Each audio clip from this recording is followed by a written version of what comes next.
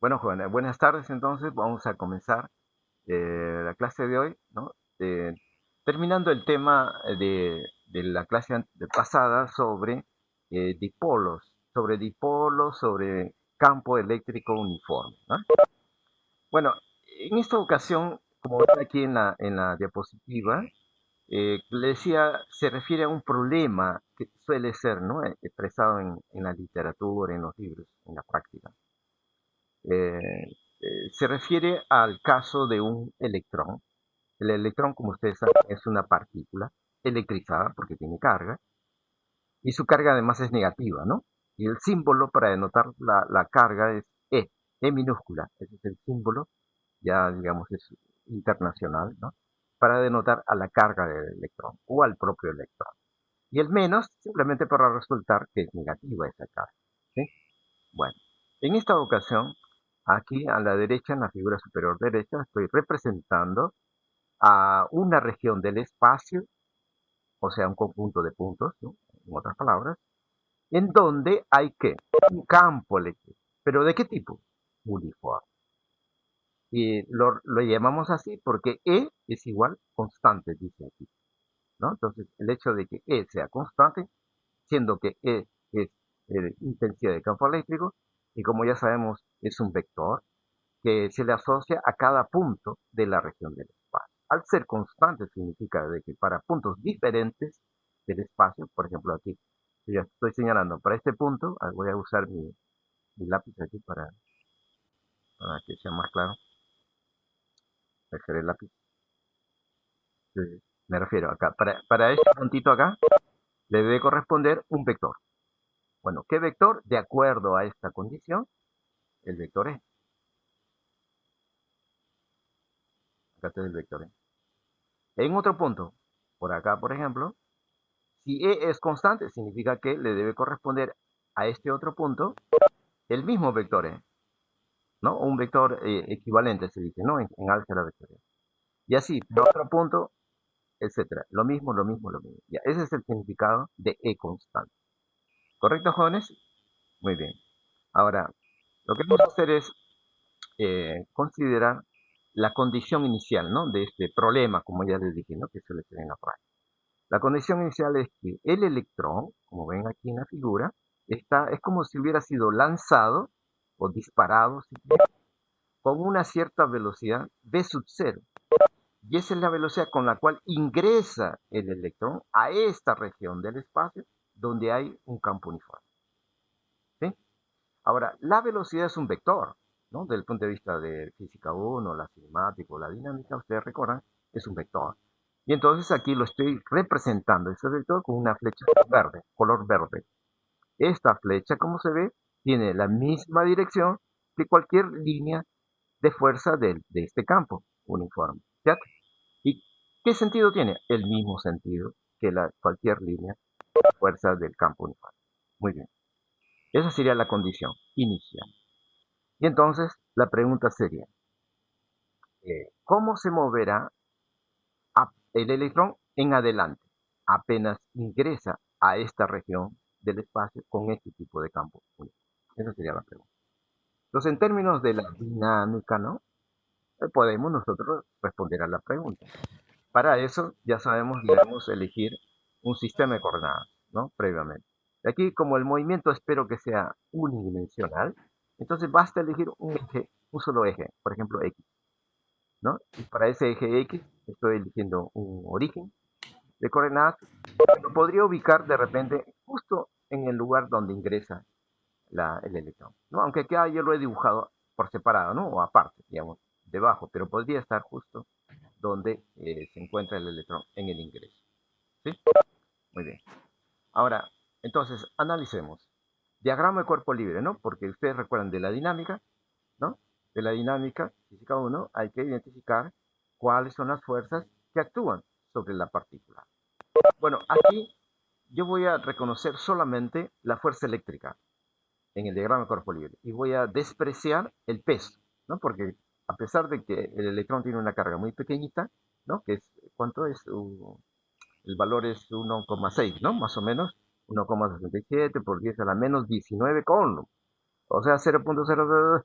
un valor bastante pequeño. A pesar de ser pequeña su carga, sin embargo, el valor de la fuerza puede ser grande comparada con su peso, ¿no? El peso, debido a la acción gravitacional con la Tierra, sin embargo, va a ser muy pequeña comparada con la fuerza. Así que bastaría, ¿no? En el diagrama de cuerpo libre considerar la fuerza y despreciar el peso, ¿no? Cosa que estoy haciendo aquí, ¿sí? Bien. Entonces, si esta fuera la única fuerza, esa sería la resultante desde el punto de vista de la dinámica. Y de acuerdo a la segunda ley de Newton. Y entonces, esa fuerza tendría que ser igual al producto de la masa por la aceleración. En otras palabras, la fuerza sería la causa que produce un efecto sobre el electrón que es aceleración. M sumar, sin embargo, ¿no? Correcto. La fuerza, ¿cómo está orientada como vector? Bueno, aquí en la figura yo ya me adelanté, ¿no? A señalarlo hacia la izquierda. ¿Por qué lo he dibujado hacia la izquierda? Bueno, recordemos, fuerza aquí en esta relación matemática es carga por E, intensidad de campo eléctrico. ¿Qué tipo de carga en nuestro caso? Ah, es electrón, o sea, menos E. Menos, recuerden, carga negativa. Y E es un vector que ya expliqué, de acuerdo al enunciado, está orientado hacia la derecha, horizontal hacia la derecha. Y entonces, menos E minúscula por E mayúscula vector será un nuevo vector que obviamente será opuesto al vector E mayúscula, ¿no? Intensidad de campo eléctrico. Por eso lo he dibujado hacia la izquierda, opuesto al E mayúscula. ¿Correcto, jóvenes? Bien. Ahora, la aceleración en consecuencia, el efecto, que define el efecto, despejando será fuerza sobre masa. Pero fuerza hemos dicho que es menos E minúscula, que es la carga del electrón, por la E mayúscula, que es la intensidad del campo eléctrico, entre la masa. Eso es la aceleración, finalmente. Entonces, en otras palabras, si el vector, el eje X está orientado también hacia la derecha en su sentido positivo, significaría que el vector aceleración, ¿cómo estaría orientado entonces? Viendo este resultado, o el de aquí, ¿no? El vector E intensidad de campo eléctrico, pues se puede expresar como su módulo por el vector unitario I, ¿no? Que es lo que he escrito aquí. Y entonces, significaría que si el campo es uniforme, este E en módulo va a ser constante, ¿bueno? ¿Cierto? Así como lo es todo el vector. Y entonces quedaría aceleración igual a menos una constante por el vector unitario ahí. Ah, o sea, se trata de un vector constante, finalmente, ¿no? Yo le he llamado acá constante prima. Bueno, y entonces creo que ya sería suficiente, ¿no? Para afirmar algo sobre el movimiento del electrón. Al obtener que la aceleración es constante, entonces, ¿qué tipo de movimiento? ¿Cómo le llamamos? A ver, ¿se acuerdan de física 1, de dinámica o cinemática? Se llama movimiento rectilíneo, ¿no? Pero en principio rectilíneo porque esperamos que la trayectoria sea línea recta. ¿Ve? ¿Por qué recta? Porque la fuerza, que es la causa del movimiento, se va a mantener en todo instante horizontalmente, aunque en contra en cuanto al sentido respecto del vector. ¿Sí? Por eso es rectilíneo el movimiento. Pero como la aceleración está resultando constante, entonces el movimiento se llamará movimiento rectilíneo uniformemente variable. Si ustedes recuerdan de física 1, ¿no? Cinemática o dinámica. Bueno, entonces aquí estamos reconociendo que la aceleración tendría que ser entonces negativa, ¿no? Porque el signo menos indica eso, ¿no? Disminución de la velocidad o del módulo de la velocidad que llamarse rapidez también. Bueno, entonces aquí tengo la expresión de la aceleración instantánea. De acuerdo a la definición de cinemática, es la derivada de la velocidad instantánea con la condición inicial, que la velocidad inicial pues es un vector que está orientado hacia la derecha, ¿no? Aquí en términos matemáticos, B sub 0 módulo por I, vector unitario. Y bueno, entonces, repito, la aceleración es la derivada, ¿no? Y aquí a la derecha el valor de la aceleración, que ya lo expresamos hace un momento, reemplazo. Y entonces ahora integro, ¿no? Para hallar la velocidad. Al integrar tenemos aquí, ¿no? A la derecha, ¿sí? Recuerden que el diferencial de t, ¿no? Previamente lo pasaría a multiplicar al segundo miembro y luego integraría, ¿no? Al integrar aparece t menos t sub 0. T sub 0 es el instante inicial, que se puede tomar como 0 también, ¿no? Si el problema nos lo permite. Y aquí a la izquierda pues queda de la velocidad en cualquier instante menos la velocidad inicial. Entonces, en consecuencia, despejando, tendremos la velocidad en cualquier instante igual a la inicial menos esta expresión, ¿no? Por minúscula por E mayúscula sobre la más por T. Y es el vector unitario. o en módulos, si quieren, aquí, escalarmente, aquí lo que estoy señalando, ¿no? ¿Sí? La rapidez en cualquier instante t resulta igual a la inicial menos esta constante por t. O sea, es una función lineal en el tiempo, se dice, ¿no? Pero la variable tiempo tiene un coeficiente que es negativo. A ver, jóvenes, ¿qué podemos afirmar? Entonces, a ver si alguien nos puede ayudar acerca de cómo se va a mover específicamente el electrón en adelante, viendo esta expresión final de la rapidez. ¿Aló, aló? En sentido contrario, En sentido contrario, ¿quién? el electrón. Bueno, en sentido contrario del campo. En sentido contrario del campo. A ver, el campo, ¿No? bueno, supongo que quiere decir línea de fuerza, a favor o en Así contra, es. a favor del sentido de la línea de fuerza. ¿Esa es la que me quiere decir? ¿Aló? A favor, ¿no? Ya, pero siempre a favor, o sea, todo el tiempo se moverá a favor, vale decir, hacia la derecha, respecto de nosotros, derecha. Luego hacia la izquierda, bro. Ah, ok, no necesariamente todo el tiempo, porque como vemos aquí, según esta relación matemática, que resta, va a ocurrir cierto tiempo, ¿no? Medido a partir obviamente, del inicio, ¿sí? En donde esta resta puede ser cero. Si fuera cero, entonces habrá transcurrido un cierto tiempo, ¿no? Un T1, vamos a llamar. Y entonces querría decir que si comenzó con una rapidez v sub cero, a medida que se mueve, como usted dice, hacia la derecha, se mueve, avanza, avanza, avanza, avanza, avanza, pero de acuerdo a esta relación puede ser que su rapidez sea cero, o sea, la rapidez está disminuyendo. Ah, claro, sí, porque como la aceleración es negativa, ya habíamos analizado esto, al movimiento además se le llama desacelerado, ¿no? ¿Ustedes recuerdan de cinemática o dinámica? Movimiento desacelerado. Desacelerado porque la aceleración está resultando un vector en contra, ¿no es cierto?, aquí está, en contra de la velocidad. ¿Sí? En contra, movimiento desacelerado. O sea, eso indica que la rapidez, a medida que se mueve el electrón, va disminuyendo, disminuyendo. Y por esa razón podría ser cero, como acá, ¿no? Lo está indicando indirectamente esta relación matemática. Y entonces, ha transcurrido el tiempo en donde la rapidez es cero, posteriormente o sucesivamente, ¿cómo se mueve el electrón? Ahora en sentido contrario. ¿Por qué en sentido contrario? O sea, hacia la izquierda. ¿Por qué razón hacia la izquierda? Aló, aló, ¿quién nos puede ayudar?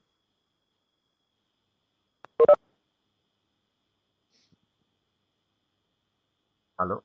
Mm, yo, bueno,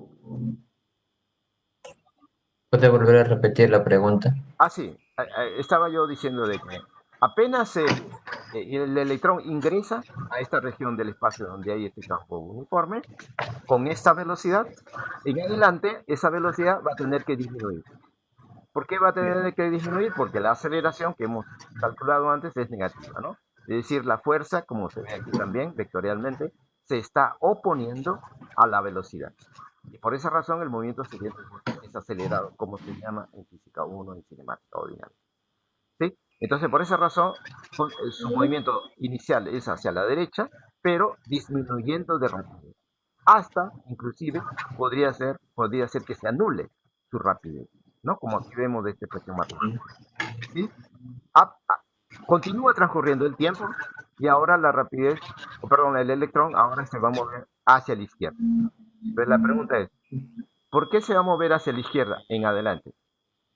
porque la aceleración ahora está a favor de, bueno, Claro, está en sentido contrario y va a favorecer a que acelere el cuerpo, ¿no? Bueno, el claro. electrón en este caso. Sí, sí, muy bien, excelente, excelente. Entonces, porque esta fuerza que aquí he señalado, esa fuerza se va a mantener todo instante hacia la izquierda, ¿no? Porque ¿de qué depende esta fuerza? Esta fuerza es solamente una manifestación del campo eléctrico sobre el electrón. El electrón mantiene su carga negativa. Bueno, acá está la fuerza, mira, acá arriba. Esta carga se mantiene todo el tiempo igual a menos C. Y el campo eléctrico también se mantiene igual como E vector, E mayúscula vector, en todos los puntos de esta región del espacio. Así que por esa razón la fuerza se va a mantener la misma en cualquier lugar donde se encuentre el electrón, sea que el electrón se mueva hacia la derecha, hacia la izquierda, ¿sí? Siempre y cuando se mantenga, claro, dentro de esta región donde haya campo eléctrico, obviamente, ¿no?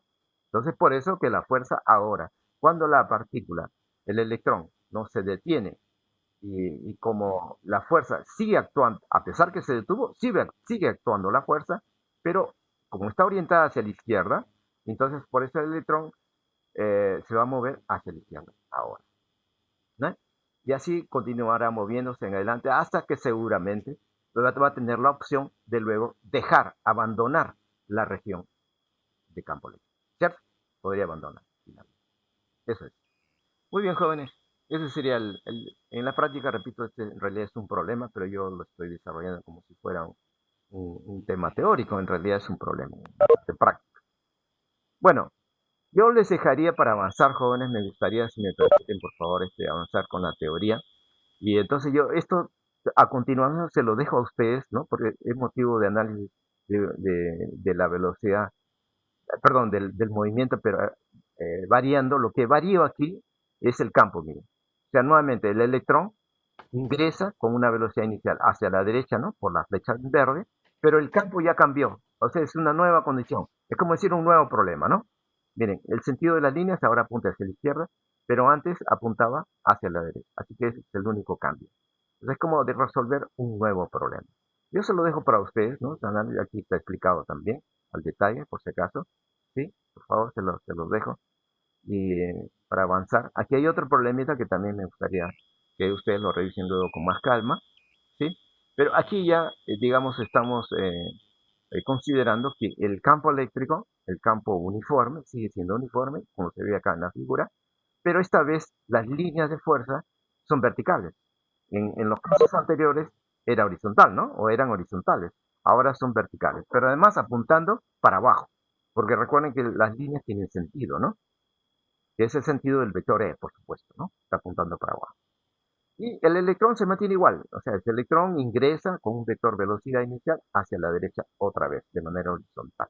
Entonces la pregunta es, ¿cómo no se va a mover en adelante el electrón una vez que ya está dentro de esta región espacial donde hay este tipo de cosas? Entonces, repito, ese análisis se lo dejo a ustedes, ¿no? Pues como ya está explicado aquí, por supuesto que como un adelanto, la trayectoria se espera que sea una parábola, ¿no? Cosa que aquí ya expliqué, ¿no? En el subcálculo. Y así, ¿no? Sucesivamente, ¿no? ¿Qué pasaría cuando el sentido del campo se invierte? O sea, las líneas del campo ya no apuntan hacia abajo, sino ahora apuntan hacia arriba. Esa es la única diferencia de este problema a este otro. Y entonces la trayectoria, ¿no? Que inicialmente era una parábola como abriéndose para arriba, ahora se abre un tanto para hacia abajo, ¿no? Y si tuviéramos la opción de ubicar una pantalla a la derecha, entonces veríamos un punto luminoso, ¿no? Porque, así como el osciloscopio, ¿no? ¿Recuerdan? A propósito, que ahora no están haciendo laboratorio, pues, real, ¿no? ¿Ya han hecho su laboratorio a propósito, jóvenes, la primera práctica o todavía? No, todavía no he hecho primera práctica. Ya. Bueno. Dirigida sí, pero calificada no. Bueno, ok. De todas maneras, sí, yo les comento que si hubiera, si no hubiera habido pues este problema de cuarentena, de pandemia, entonces en la práctica de laboratorio que habrían realizado en la Facultad de Ciencias, ¿no? Donde está el gabinete de laboratorio, ahí habrían usado un osciloscopio. Osciloscopio es un dispositivo que permite medir voltaje. O sea, prácticamente es un voltímetro, se llama, ¿no? Voltímetro, mide voltaje. Pero que tiene más recursos, nos da más información que un voltímetro común. Es un osciloscopio, da más información, aparte de medir voltaje. Pero bueno, tiene una pantalla, un display. Tiene por detrás, digamos, del display hay una capa de un material que fosforece, que es fosforescente, de manera que cuando incide el electrón sobre esa superficie fosforescente, entonces al otro lado de la pantalla, digamos, si nosotros estuviéramos acá a la derecha como observadores, pues veríamos un punto luminoso. O sea, esta esferita que yo he dibujado acá, en realidad sería en la práctica un punto luminoso, que se debe a que el electrón está incidiendo sobre esa superficie fosforescente, o sea, acá a la izquierda, ¿no? En la superficie, está por dentro, diríamos, ¿no? Del osciloscopio. Entonces, se manifiesta una luz, y es un fenómeno físico secundario en realidad. Y entonces esa luz es lo que el observador que está a este lado derecho es lo que ve, ¿no? O sea, un punto iluminado, eso es lo que sería. Pero, repito, si es que el campo cambia de sentido, ya no para abajo, sino para arriba ahora, entonces el punto luminoso ahora aparece debajo en lugar de para arriba, ¿no? Ese es el efecto que se ve en la práctica, en un osciloscopio. Pero bueno, es una pena que no se puedan, no puedan ustedes experimentar en vivo, ¿no? En vivo y en directo por esta pandemia, pero ya quedará pues, ¿no? Pendiente o de manera virtual tal vez. Y acá hay un problemita, ¿no? Ya de cálculo, ¿no? Para ustedes también, ¿no? Que es un problema clásico que está en los libros, por si acaso, ¿no? En los libros de Serway, tal vez McKelvey, ahí están, ¿no? Este tipo de problemas está resuelto, ¿no? En alguno de ellos está resuelto. Y aquí está la respuesta, ¿no? Así que esta parte se los dejo, por favor, para poder avanzar. Y aquí finalmente es otra aplicación de lo mismo, pero ya para un caso más elaborado, ¿no? Más completo, digamos, tratándose de un osciloscopio. Es decir, resulta que el campo eléctrico que había mostrado antes, aquí en estos problemas, aquí por ejemplo, ¿ven? El campo eléctrico sería un campo que en la práctica puede ser generado por un condensador. Imaginen que estas placas, ¿no? Estas son placas o armaduras, se llama, ¿no? Un condensador, ¿sí? Dos placas paralelas, ¿sí? Cuando ellas se electrizan, es decir, se somete a una diferencia de potenciales, entre las placas surge un campo eléctrico. Ya, este es el campo eléctrico al cual me refería, ¿no? En cambio, aquí en esta otra figura, ¿qué estoy representando? Estoy representando a dos condensadores planos, claro.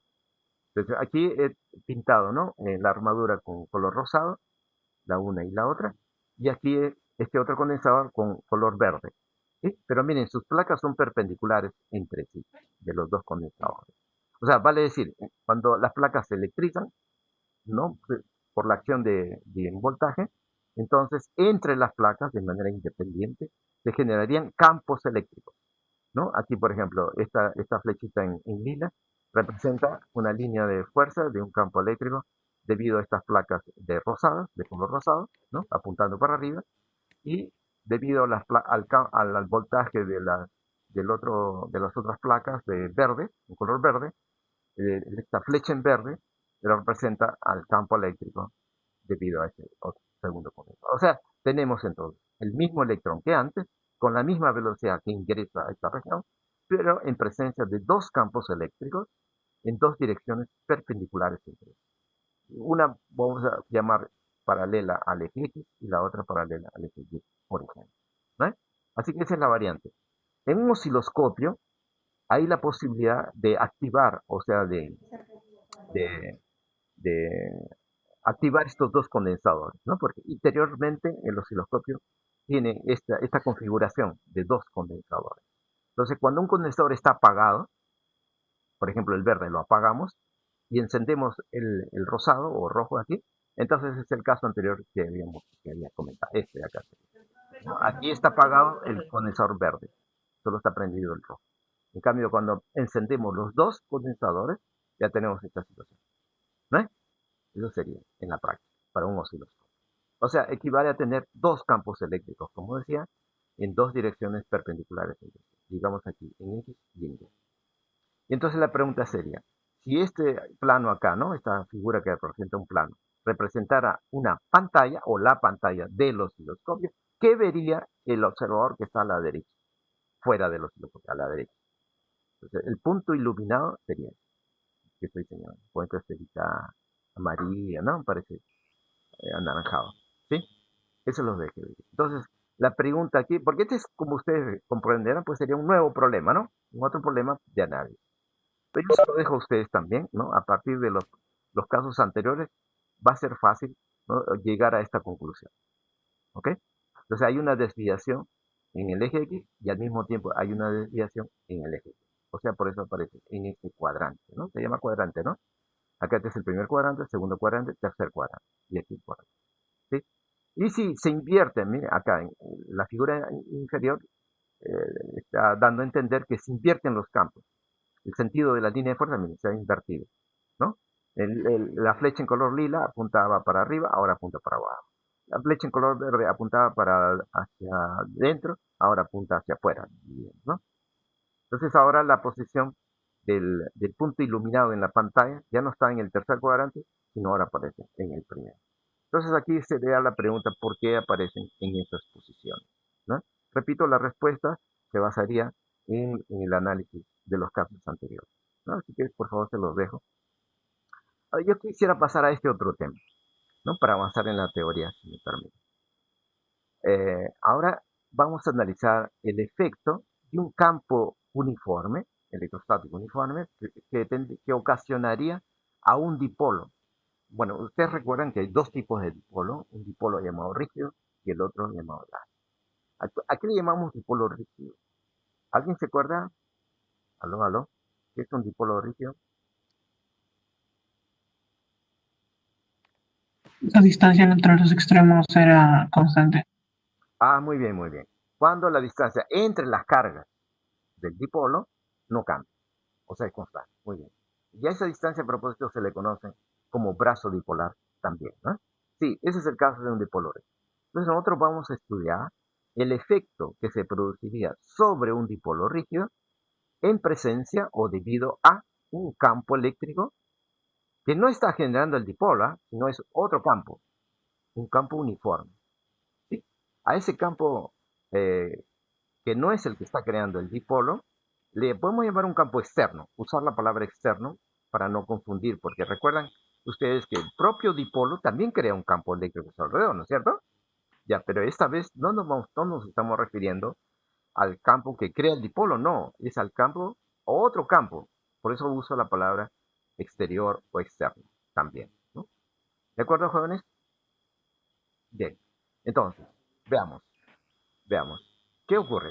Vamos a suponer que el campo externo, es este que estoy señalando aquí matemáticamente, E constante, es un campo uniforme, ¿no? Porque si es constante se llama uniforme a ese tipo de campo. Entonces la representación, también sabemos, de un campo uniforme es trazando líneas rectas paralelas, que serían las líneas de fuerza, con un sentido, ¿no? Aquí el sentido lo estoy considerando hacia la derecha, ¿no? Para las líneas de fuerza.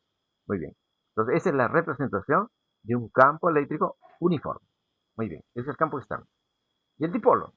Ahora, el dipolo, como ustedes saben por definición, es un sistema, ¿no? De dos cargas puntuales, opuestas además, ¿no? En carga.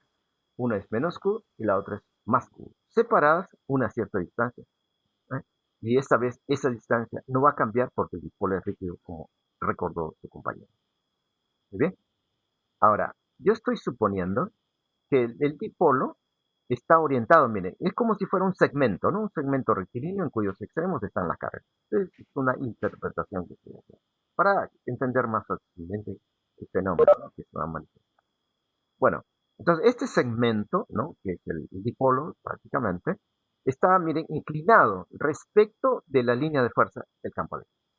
O sea, es como soltar, considerar que se suelta el dipolo en esta posición, a partir de esta posición inclinada. Entonces la pregunta es, a partir de esta orientación del dipolo, ¿qué ocurre en adelante con el dipolo? Esa sería la pregunta, ¿no? ¿Sí? El objetivo es eso. Bueno, para responder a estas preguntas, entonces vamos a identificar primero cuáles son las fuerzas que actuarían sobre cada carga del dipolo. Es decir, diagrama de cuerpo libre, diríamos, ¿no? Diagrama de cuerpo libre. Entonces veamos.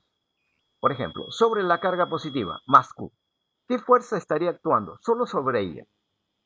Bueno, yo ya me adelanté aquí en la figura, por supuesto, para señalar que hay esta fuerza representada por esta flecha en celeste, ¿no? O en azul, le estoy llamando F más.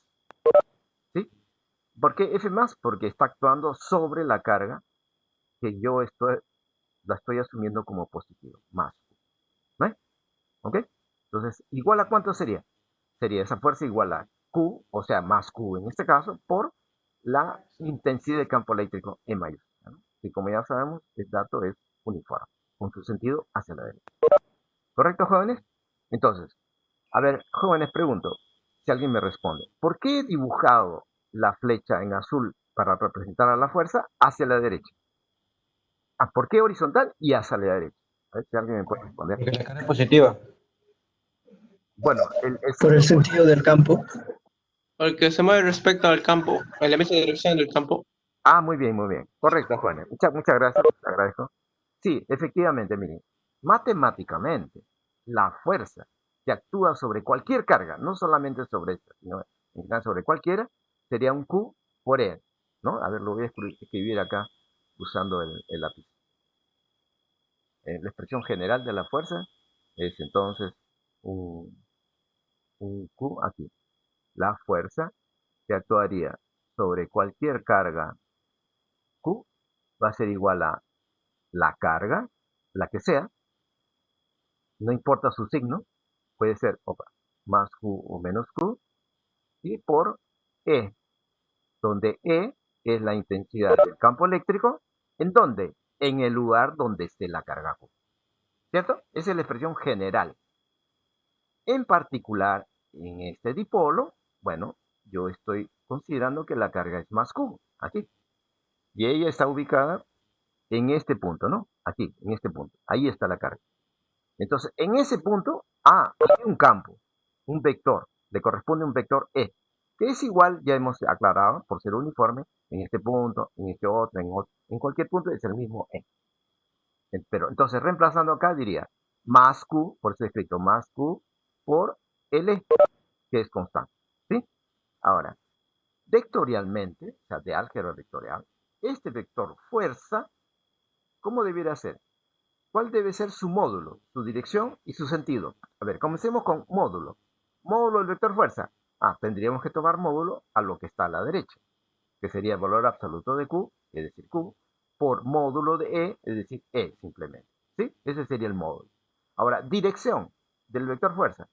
La dirección de un vector sería en este caso igual a la dirección o la misma que del vector E. ¿No sería? Porque Q es una magnitud escalar, pues, ¿no? ¿Cierto? La misma dirección. Si el vector E a priori, aquí, estaba definido mediante líneas de fuerza horizontales, entonces la fuerza también debe ser horizontal, por esa razón, ¿no? O sea, la misma línea, o sea, una línea de acción paralela, quiero decir, en otra palabra, ¿no? ¿De acuerdo? El sentido del vector fuerza está definido no necesariamente por el sentido del vector E, no necesariamente. Podría ser que en un caso particular coincida, pero en general no. ¿De qué depende? El sentido de la fuerza. Depende del signo de la carga, de este Q acá. Depende de su signo. En este caso, en particular, estoy considerando la carga positiva, por eso he escrito más Q. Y entonces, cuando la carga es positiva, el sentido del vector fuerza, ahí sí, va a coincidir con el sentido del vector M. Por eso es que yo dibujé aquí esta flecha en azul, horizontal, dando a entender que tiene la misma dirección, o sea, una línea de acción paralela a la línea de acción de cualquier línea de fuerza, o sea, de cualquier vector, ¿no? Y el sentido, el sentido también apuntando hacia la derecha, igual que el sentido de la línea de fuerza del campo, porque este coeficiente Q, aquí arriba, es positivo. ¿Ok? ¿Quedó claro, jóvenes? A ver, entonces ahora resulta, si se entendió esta parte, ahora resultaría fácil representar a la fuerza que actuaría sobre menos Q, que es la otra carga del dipolo, por separado. ¿Eh? Ahora sería fácil, ¿no? Ahora, diríamos, otra vez, recurrimos a esta definición, y entonces diríamos, la fuerza sería igual a un menos Q.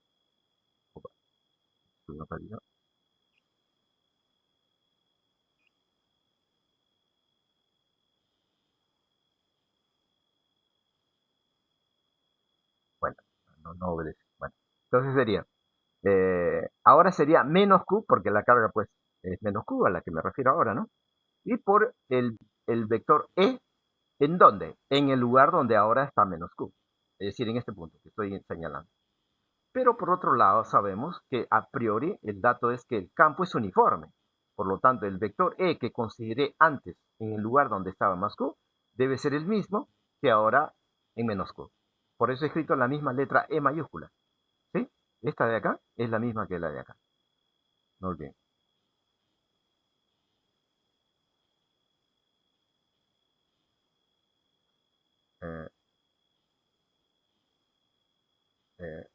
no, quería usar el lápiz, no me estaba obedeciendo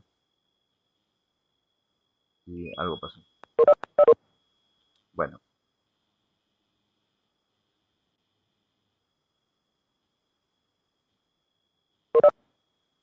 ahora sí, ¿no? Entonces decía, miren, este vector E aquí es el mismo que el de acá. ¿Por qué es el mismo? Porque es constante. Es por esta razón. ¿Sí? Y entonces, desde el punto de vista vectorial, la fuerza, he escrito acá F menos, la fuerza será entonces opuesta al vector E, ¿no? El signo menos indica opuesto, o sea, sentido contrario. Y en dirección, a la misma dirección que el vector E. O sea, paralelo, o sea, la línea de acción de la fuerza, perdón, es paralela a la línea de cualquier, a cualquier línea de fuerza, perdón, del campo, porque el campo es uniforme. Y el módulo es el módulo pues de todo el segundo miembro, que sería el valor absoluto de menos Q, que es Q, y el módulo de es E, simplemente simple aquí, ¿no? Entonces, en cuanto a módulo, las fuerzas sí son iguales, en módulo. En dirección, ambas tienen líneas de acción paralelas. En sentido, son contrarios. ¿Sí? Esas son las características de los vectores fuerzas, F más y F menos. ¿Ok? Ahora, si ustedes recuerdan de física 1, ¿cómo se llaman a estas dos fuerzas que tienen el mismo módulo, la misma dirección, o sea, o en todo caso líneas de acción paralelas y sentidos opuestos? ¿Alguien se acuerda? Par. Par de fuerza. Muy bien, muy bien. Se llama par de fuerza. O simplemente par, ¿no? Ya se sobreentiende que es de fuerza. Muy bien. Ahora, ustedes también se acuerdan. Bueno, a ver, yo les hago recordar. Veamos. Para identificar el efecto, ¿no? Porque estamos en esto, ¿no? De conocer el efecto del campo eléctrico sobre el dipolo. Para eso estamos haciendo, ¿no?, el diagrama de cuerpo libre. Pues ya tenemos las fuerzas. Entonces, ahora, una vez que hemos identificado las fuerzas, ¿qué concluir acerca de qué efecto producirán estas dos fuerzas sobre el dipolo como un todo? ¿Alguien se acuerda de la dinámica?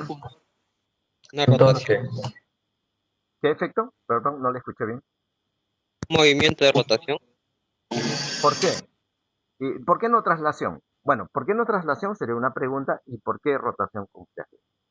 Porque solamente hay un torque. La suma de las fuerzas sería cero. Ah, muy bien, muy bien. Sí, efectivamente. Como todo par de fuerzas son opuestas, como aquí lo acabamos de demostrar, ¿eh?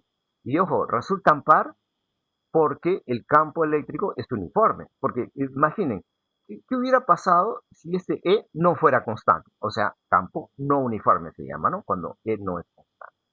Si no es constante E, entonces, ¿cómo serían las fuerzas? ¿Seguirían formando un par?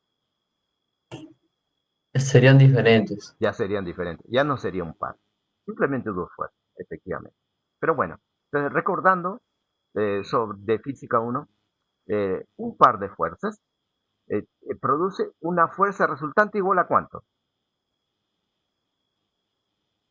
Cero. Cero, cero, porque son opuestas, ¿no? Son dos fuerzas opuestas, como acá estamos viendo. Y cero, como fuerza resultante sobre el dipolo, que es el todo, ¿qué efecto entonces estaría produciendo de la dinámica, ¿no? Del punto de vista de la dinámica, cuando la fuerza resultante es nula? Equilibrio traslacional. Claro, hay dos posibilidades, ¿no? O que se permanezca en reposo si es que lo estuvo antes, un instante anterior, como por ejemplo yo podría asumir lo que estaba diciendo al comienzo, ¿no? De que sea un dipolo y que suelto el dipolo en esta región del espacio donde hay este tipo de campo uniforme.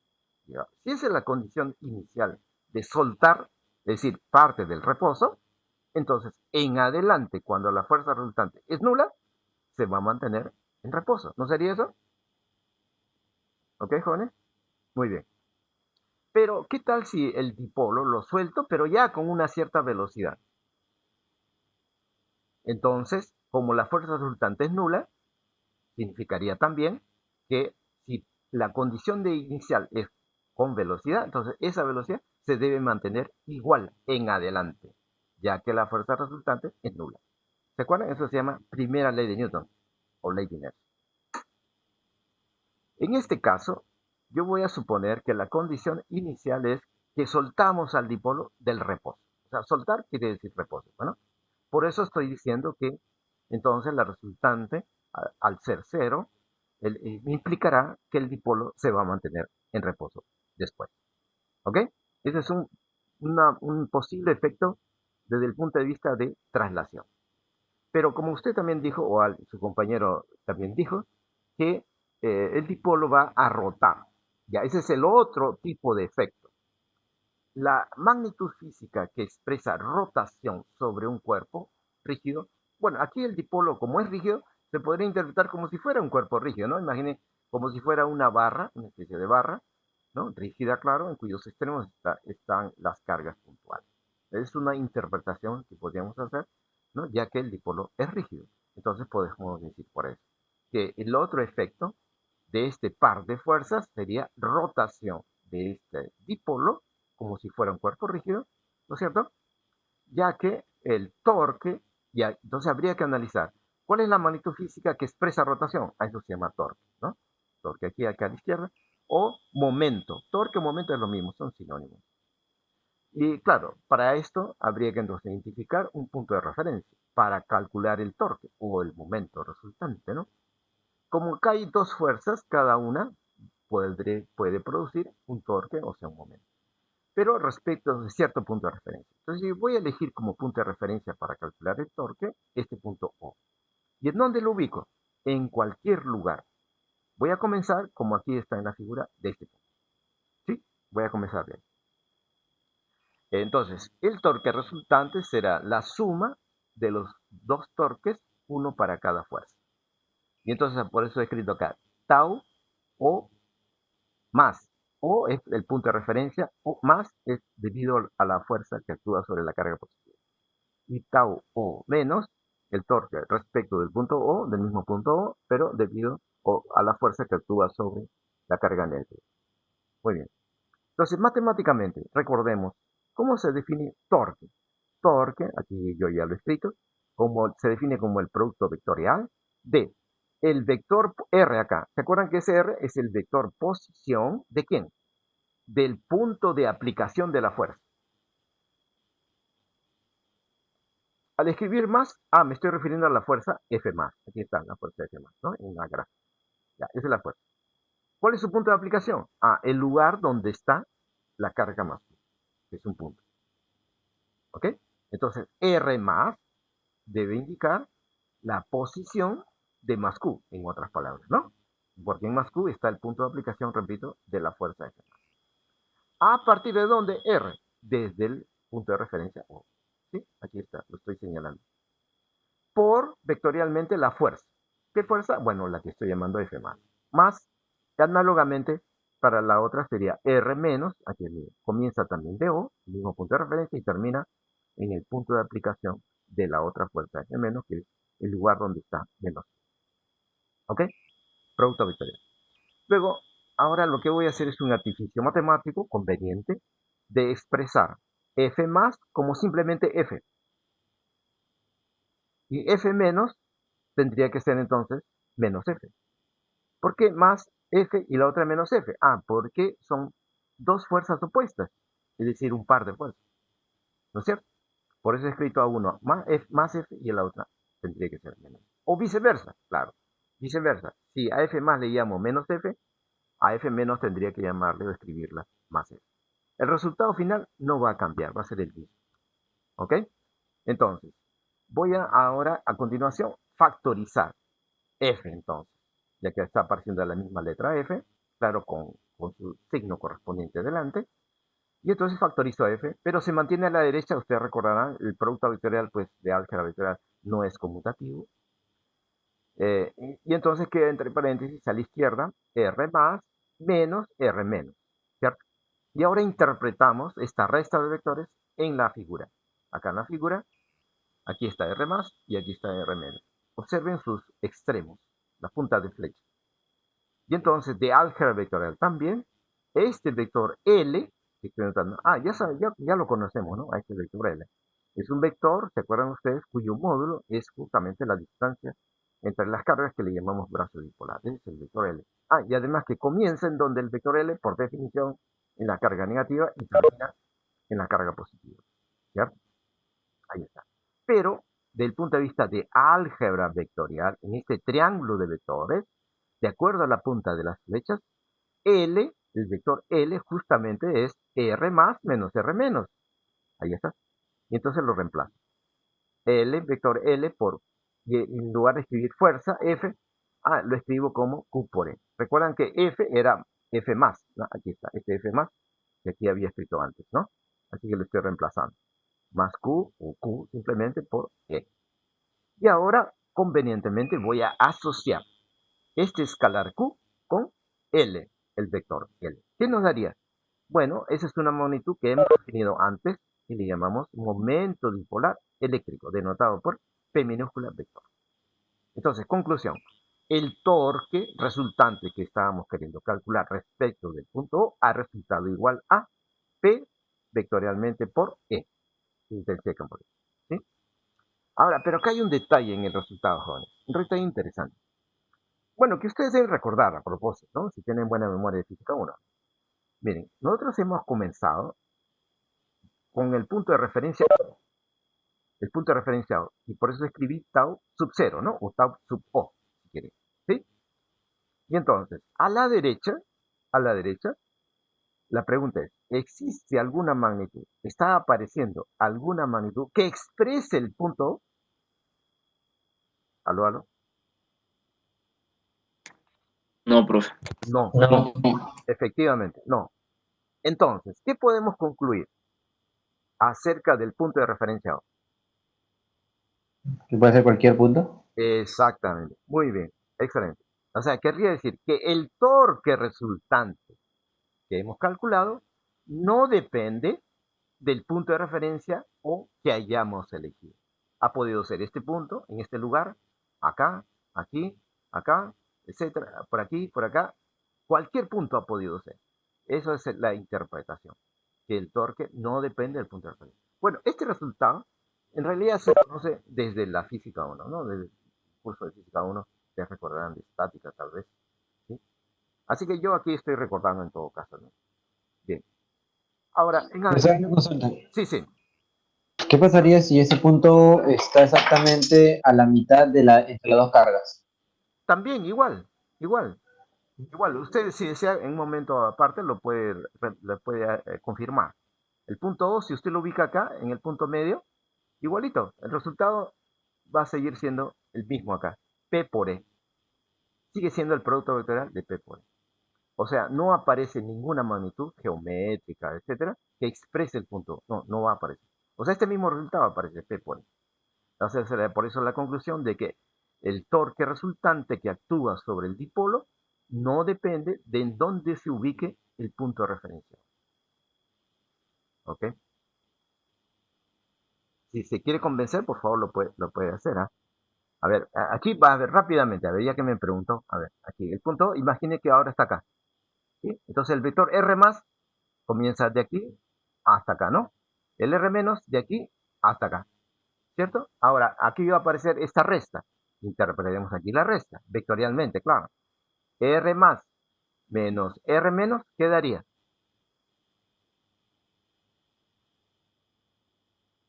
¿Aló, aló? L. L, otra vez L, el mismo L. Miren, no cambia, el L siempre va a aparecer el mismo L. Por eso, repito, es independiente. El resultado no depende del punto de referencia. Muy bien, para avanzar, ahora pasemos a algunas propiedades. Entonces, por ejemplo, Profesor, sí, ¿qué pasaría si el vector L es paralelo al campo? también. En principio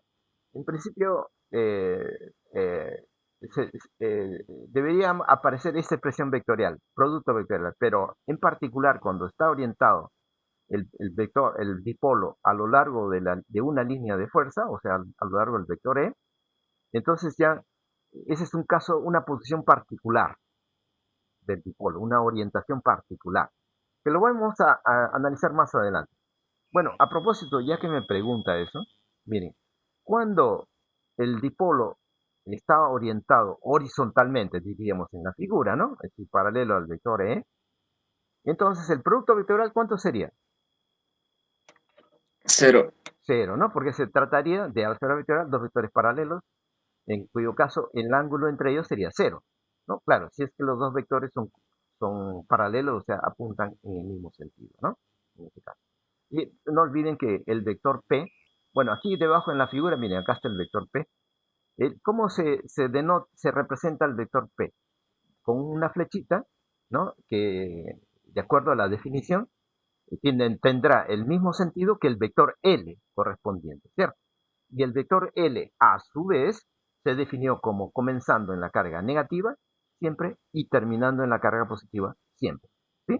Por eso que yo he dibujado aquí debajo, con esta flechita verde, representando al vector P, apuntando en el mismo sentido que el vector L, o sea, de menos Q hacia más Q. Siempre será así. Bueno, entonces, repito, cuando P apunte exactamente a favor de E, o sea, cuando phi sea 0, el phi que aquí he escrito sea 0, el producto vectorial será 0. ¿Cierto? Y la otra posibilidad de ser 0 el torque será cuando phi sea ¿cuánto? ¿Qué otro ángulo puede ser? Para que el torque sea nulo. 180. 180. Opuestos. Muy bien, 180, correcto. 180. ¿Y cuál será el ángulo phi para que el torque sea máximo en módulo? 90. 90. 90. Muy bien, 90. Pero hay otro ángulo también, ¿eh? Aparte de 90. 270. Claro, 270, ¿no? Sí, muy bien, 270. Es decir, el momento dipolar P, este flechita verde, podría apuntar para arriba, verticalmente, y en ese caso phi sería 90, o podría apuntar para abajo, y en ese caso el ángulo sería 3 y medio, o sea, 270, ¿no? ¿Sí? Claro, teniendo en cuenta que el origen de ángulo phi se encuentra sobre este semieje llamado eje polar. Ahí ya estaríamos indirectamente o sin querer ya involucrando pues al sistema polar de coordenadas, ¿no? Para definir ángulos, ¿se acuerdan, no? Muy bien.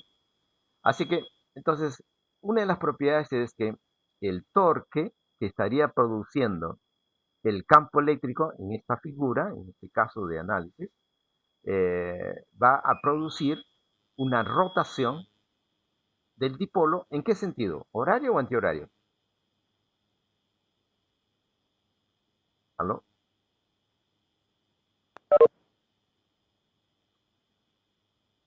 Horario. Horario, ¿no es cierto? Horario, muy bien, claro. El vector tau, mire, acá está el vector tau. El vector tau sería un vector entrante o saliente del plano de la diapositiva. Entrante. Entrante, ¿no? Eso por la regla de la mano derecha, ¿no? ¿Ustedes se acuerdan? Regla de la mano derecha para el producto vectorial. Sí, ¿no? Muy bien. Entonces sería un vector entrante y por eso que el sentido de rotación es este, miren, este sentido, esta flechita, ¿no? Que en arco, forma de arco, que he representado acá. ¿Sí? Muy bien. Ahora, si el dipolo va a girar, o va a tender a girar por lo menos, ¿no? En el sentido horario, entonces, ¿hacia qué posición, o sea, hacia qué orientación va a tender el dipolo? ¿Aló?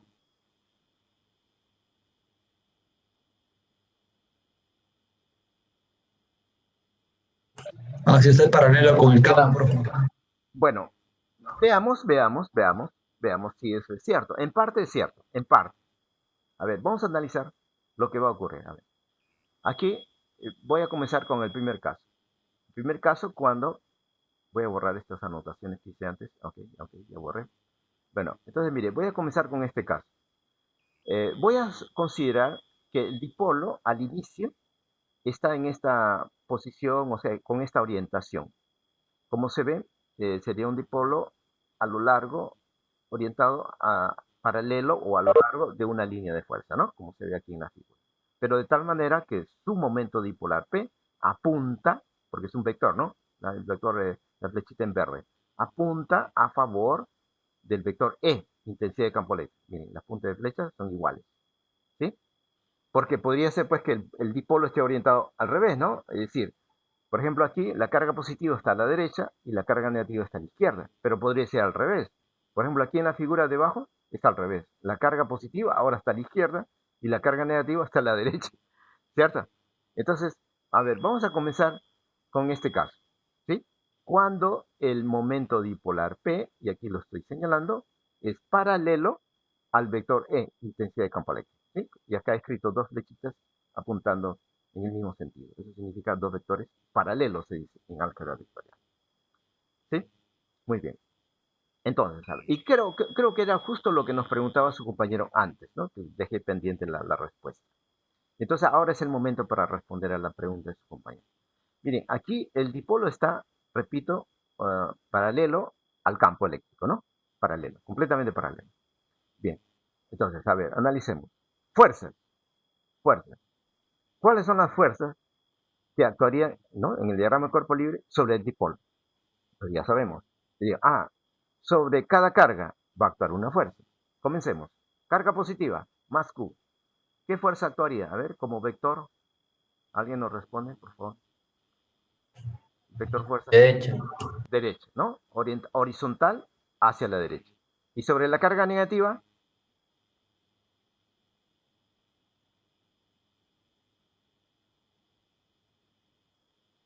¿aló? Hacia la izquierda. Horizontal y hacia la izquierda. Muy bien. Sí, sí. Entonces, la fuerza resultante... además esas dos fuerzas son opuestas, ¿no? ¿Son opuestas o no? O sea, si una es más F, la otra será menos F. Claro, profe, sí, sí. Entonces, ¿esas dos fuerzas formarán un par?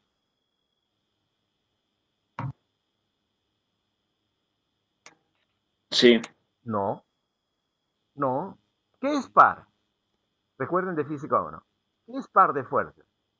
Par de fuerzas se define como siendo dos fuerzas efectivamente opuestas en el sentido de que tienen igual módulo, de sentidos contrarios, pero las líneas de acción de esas fuerzas deben ser paralelas. No puede ser la misma línea de acción. O sea, las líneas de acción deben estar separadas. Y aquí en esta figura es la misma línea de acción. No están separadas. Entonces no forman un par, a pesar que son fuerzas opuestas, pero no forman par. ¿Está claro? ¿Estamos de acuerdo, jóvenes? Muy bien. Entonces, como no forma par, entonces el efecto no será rotación. Porque ¿cuánto sería el torque? ¿Aló, aló? ¿Cero? Cero. ¿Por Cero. qué cero? ¿Por qué cero? Porque miren, aquí está la expresión que hemos encontrado antes, ¿no? P por E vectorialmente. En este caso el ángulo es 0 grados. Y entonces al evaluar el módulo del torque sería módulo de P por módulo de E por el seno de 0. Pero seno de 0 es 0. Así que por eso todo el torque es nulo. ¿Cierto? Y la fuerza resultante, también va a ser nula porque son dos fuerzas opuestas, aunque no forman par.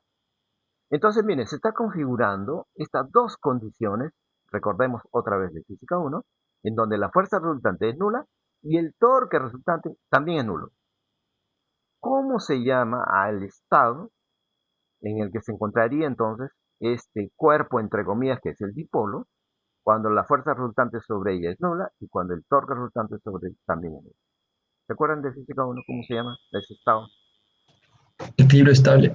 Equilibrio. Bueno, por el momento solo equilibrio, digamos, ¿no? Solo equilibrio. Pero ahora recordamos que hay dos o tres tipos de equilibrio, ¿no? Equilibrio estable, equilibrio inestable, equilibrio indiferente. Lo que yo voy a analizar aquí es el equilibrio estable e inestable. ¿Cuándo se dice que el equilibrio es estable? Para eso hay un criterio para reconocer que el equilibrio es estable. Y aquí lo estoy representando gráficamente en esta figura superior derecha. A ver, entonces, ¿cómo es que funciona el criterio? El criterio consiste en desviar imaginariamente al dipolo desde su posición original, sacarlo de allí. Sacarlo, o sea, inclinarlo. Pero hay dos opciones para inclinarlo. Una, inclinarlo de esta manera, como me siguen con el cursor, ¿no? Un poco inclinado hacia la derecha, o si no, podría ser inclinado un poquito hacia la izquierda. Entonces, analicemos por separado cada inclinación. Bueno, entonces, a ver, comencemos con esto. Si partimos de esta posición de orientación del dipolo y luego lo soltamos, averiguamos qué pasaría en adelante. Bueno, ese es un caso que acabamos de estudiar en las transparencias anteriores, ¿cierto? Ya lo analizamos. Entonces acá repito. Sobre la carga positiva, bien, la carga positiva lo estoy representando con este círculo en celeste, ¿no? ¿Sí? Y el círculo en rojo o en anaranjado sería la carga negativa. Muy bien, para la carga positiva actuaría esta fuerza, ¿no? Más Q por E. Para la carga negativa, menos Q por E. Ahora sí, estas dos fuerzas serían par, porque las líneas de acción son paralelas y estas fuerzas son opuestas. En consecuencia, el efecto de un par es torque, o sea, giro. ¿En qué sentido va a girar el dipolo?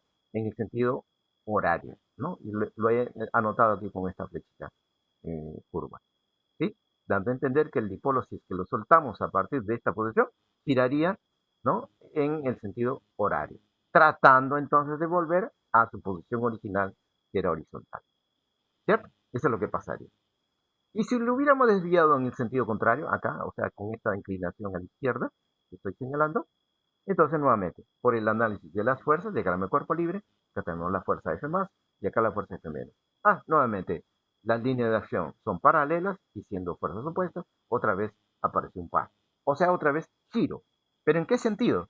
De acuerdo a la disposición o a la orientación de estas fuerzas y el dipolo, entonces ahora va a girar en el sentido antihorario.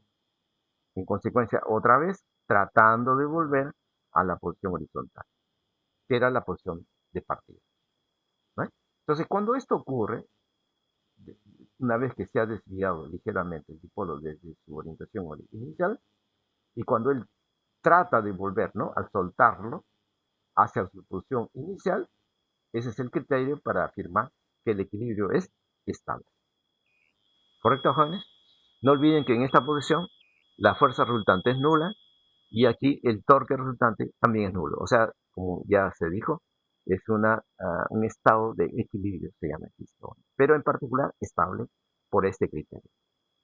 Ahora, por ejemplo, en este otro caso, otra vez tenemos el dipolo paralelo a la línea de fuerza, pero esta vez el momento dipolar P está en contra del sentido del campo, a diferencia del caso anterior que estaba a favor.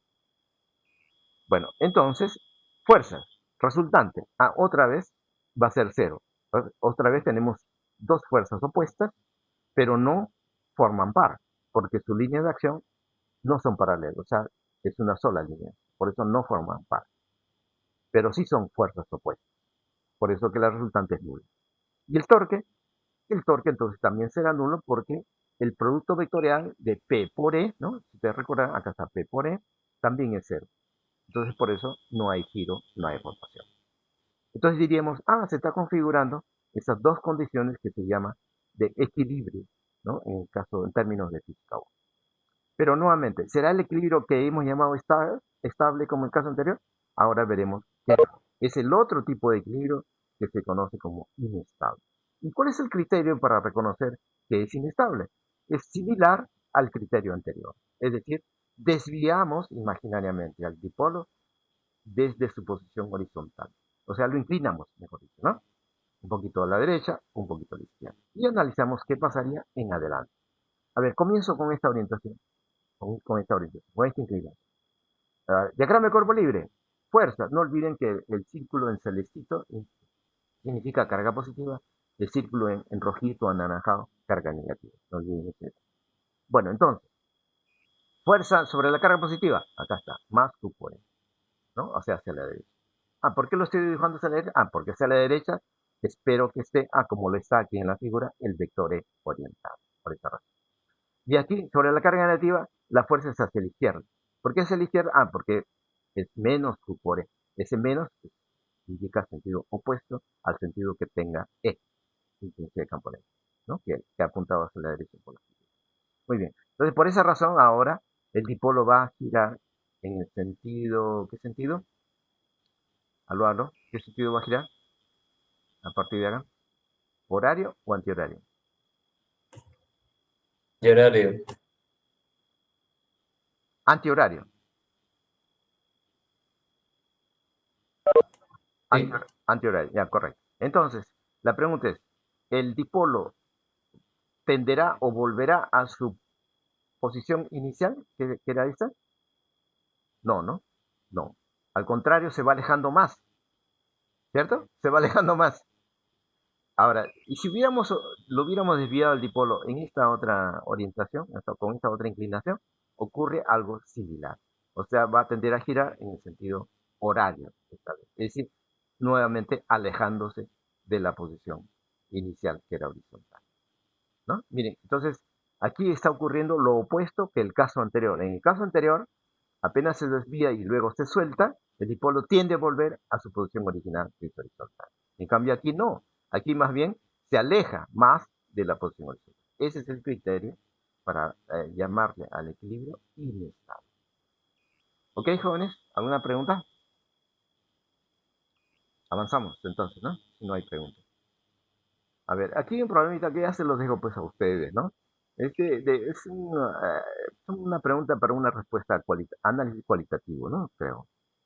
A ver qué dice. Dice, en la figura se representan los momentos dipolares de dos moléculas idénticas. Ahí está. Pero estas flechas en verde, ¿no? Representan a P. ¿Se acuerdan? P vector. P vector, momento dipolar. Bueno, si las flechas las dibujo con la misma longitud, o sea, da a entender que son momentos dipolares de igual módulo. Y si son paralelas, como acá se ve, o sea, líneas de acción paralelas, entonces son dos momentos, y los sentidos opuestos, entonces son dos momentos dipolares opuestos, ¿no? Pero de igual módulo. O sea, estoy representando a dos moléculas, se supone, como dice en el enunciado, idénticas, pero cuyos momentos dipolares son opuestos y paralelos, como se ve aquí en la figura. Entonces, para este caso, pregunta, ¿las moléculas se van a atraer o repeler? ¿O ni una ni otra? Bueno, eso se lo dejo a usted, ¿no? Como motivo de análisis. Entonces yo les sugiero para responder, consideren pues cargas, ¿no? Cargas. A ver, la carga negativa para este momento dipolar, más o menos por dónde debiera estar, ¿abajo o arriba? Aló. Abajo. Abajo, muy bien. Abajo. Muy bien, excelente. Y la carga positiva entonces arriba. En cambio, para este momento dipolar, la carga negativa tendría que estar arriba y la carga positiva abajo, o sea, al revés, ¿no? Muy bien, entonces ustedes imaginándose esas cargas, pero como son moléculas idénticas, no olviden que entonces sus momentos dipolares en módulo también son idénticos, ¿no? En módulo, quiero decir. O sea, la distancia entre las cargas es la misma, es lo que quiero decir, ¿sí? Y entonces simplemente ahí ustedes analicen, pues, qué efecto va a producir una sobre la otra en términos de fuerza. O sea, diagrama de cuerpo libre tendrían que hacer sobre una molécula debido a la otra, ¿no? Así que por ahí, ¿no? Dibujando las flechitas para las fuerzas, ahí van a concluir cualitativamente. No tienen que finalmente calcular, solamente cualitativamente, ¿no? Indicar cómo más o menos sería la fuerza resultante, ¿no? Y de acuerdo al sentido de la fuerza resultante, pues van a concluir si se atraen o se repelen, ¿sí? De la misma manera pueden responder a esta otra pregunta. Ahora las moléculas están orientadas de manera colineal, ¿no? Como ven, sus momentos dipolares son colineales y además apuntando en el mismo sentido, ¿sí? Por supuesto, aquí se ve que las moléculas están separadas una cierta distancia, ¿no?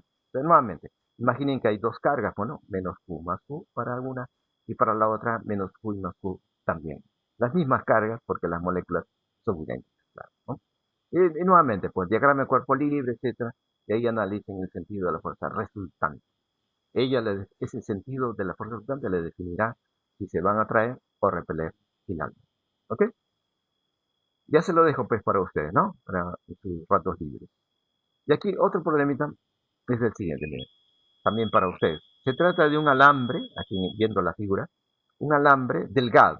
Ya ustedes ya saben que la palabra de expresión delgado significa despreciar sus dimensiones transversales comparadas con sus dimensiones longitudinales. Además, estos segmentos punteados significa que la longitud continúa, o sea, el alambre continúa, extendiéndose hacia el infinito. Así que tenemos un alambre de longitud infinita electrizado. Una vez que nos digan que un cuerpo está electrizado, ya sabemos, la pregunta inmediata es, ¿cómo se distribuye la carga en el cuerpo? ¿Cierto?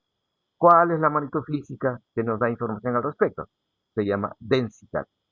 Como aquí el cuerpo es lineal, expresando sus dimensiones transversales, Entonces la densidad se llama lineal de carga, denotado por la letra lambda, ¿no?, del alfabeto griego. Y además el signo aquí se indica positivo, más lambda. Y entonces, una vez que estamos definiendo el cuerpo, ahora el otro objeto, el objeto de estudio es el dipolo. Acá está. Acá hay un dipolo o una molécula, tal vez, ¿sí? Una molécula o un dipolo, un momento dipolar P, con una flecha en verde, ¿no?, que lo representa, que se ha dibujado horizontal, es decir, paralelo al hilo, ¿no? Eso es lo que nos dice la figura. Y el sentido a la derecha. Ahora, este R minúscula que denota es la distancia entre el punto medio del dipolo y cualquier punto del hilo, ¿no?, o del alambre. Como es de longitud infinita, es indistinto cualquier punto, ¿no?, porque es infinito, ¿no? Bueno, en todo caso, R minúscula es la menor distancia entre el centro del dipolo y el hilo, ¿sí? El eclipsado. Pero la pregunta es, ¿qué fuerza es, no? Hallar la fuerza, ahí está, fuerza y torque, que actuarían sobre el dipolo cuando, aquí está, para este caso y para este otro caso también, ¿sí? Entonces, nuevamente, pues yo les sugiero, analicen el diagrama de cuerpo libre, ¿no?, sobre cada carga, ¿no?, la fuerza, y luego calculen el torque. Ok, jóvenes, se lo dejo, pues, o también para ustedes. Si me permiten avanzar en la teoría. Aquí tengo el caso de energía potencial. ¿Recuerdan ustedes en qué es energía potencial? Es un tipo de energía que generalmente está asociado con la posición, en este caso, hablando del dipolo, con su orientación. Y la posición o la orientación estarán definidos respecto de un punto de referencia o de un nivel de referencia, ¿no? ¿Se acuerdan de, por ejemplo, física 1, cuando hablamos de energía potencial gravitacional? ¿Se acuerdan? Energía potencial gravitacional, eh, decíamos que, a ver, voy a hacer un dibujo acá para recordar, porque es importante para que me entiendan. A ver, voy a hacer uso del lápiz aquí. Elijo la herramienta lápiz. Ahí está. Entonces, miren, a ver, ¿dónde dibujo? ¿Dónde dibujo? Eh, si dibujo por acá, ¿se ve, jóvenes, en la pantalla? ¿Están viendo lo que trazo? Sí, Ah, sí se ve. Ah, ya, muy bien, muy bien. Porque como acá tiene fondo oscuro para mí, entonces voy a cambiar de color.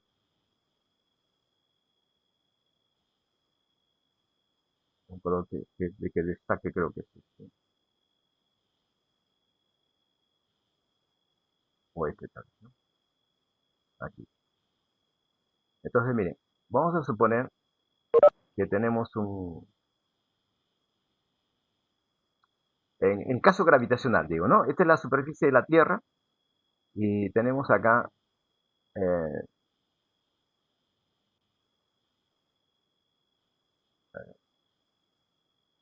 en este caso acá, ¿no? Aquí tengo un cuerpo que está sobre la superficie terrestre y lo vamos a mover desde el piso, ¿eh? Cuando hacemos eso, cuando lo movemos desde el piso, tendríamos que actuar con una fuerza, ¿no?, para poder levantarlo. Y entonces, en una posición intermedia, diagrama de cuerpo libre. Esta es la posición intermedia y queremos levantarlo hasta una cierta altura, digamos, más arriba. ¿Sí? Entonces, a ver, ustedes recuerdan de física 1. Entonces, las fuerzas que debieran actuar sobre el cuerpo será una debido a la gravedad, fuerza de atracción gravitacional, que se llama peso, ¿no? También. Y a otra fuerza, que es la fuerza externa, con la cual tendríamos que actuar para poder levantar. Porque si no actuara esta fuerza externa, entonces el cuerpo nunca va a subir, pues nunca se va a elevar, ¿cierto? Bien. Entonces, voy a escribir acá o denotar a esta fuerza como fuerza externa.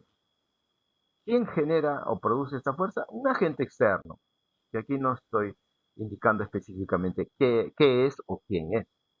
Pero sí sabemos que a medida que actúa la fuerza externa, es decir, a medida que se levanta el bloque, simultáneamente está actuando otra fuerza interna, que es el peso, que aquí lo estoy anotando como P, ¿cierto? Entonces, para hallar la energía potencial que va a adquirir el cuerpo cuando ya se levantó a una cierta altura, digamos por acá, entonces debemos calcular el trabajo, ¿no? Porque la energía no es más que una cierta forma de energía, cierto tipo de energía que proviene de un trabajo. ¿El trabajo realizado por quién? Sería realizado por la fuerza externa, ¿no? La fuerza externa. Pero al mismo tiempo hay otra fuerza. O sea, hay dos trabajos. El trabajo realizado por la fuerza externa y simultáneamente el trabajo realizado por la fuerza que podemos llamar interna también, pero aquí es. Obviamente estos dos trabajos van a ser opuestos, ¿no? Van a ser opuestos, porque las fuerzas son opuestas. Y entonces,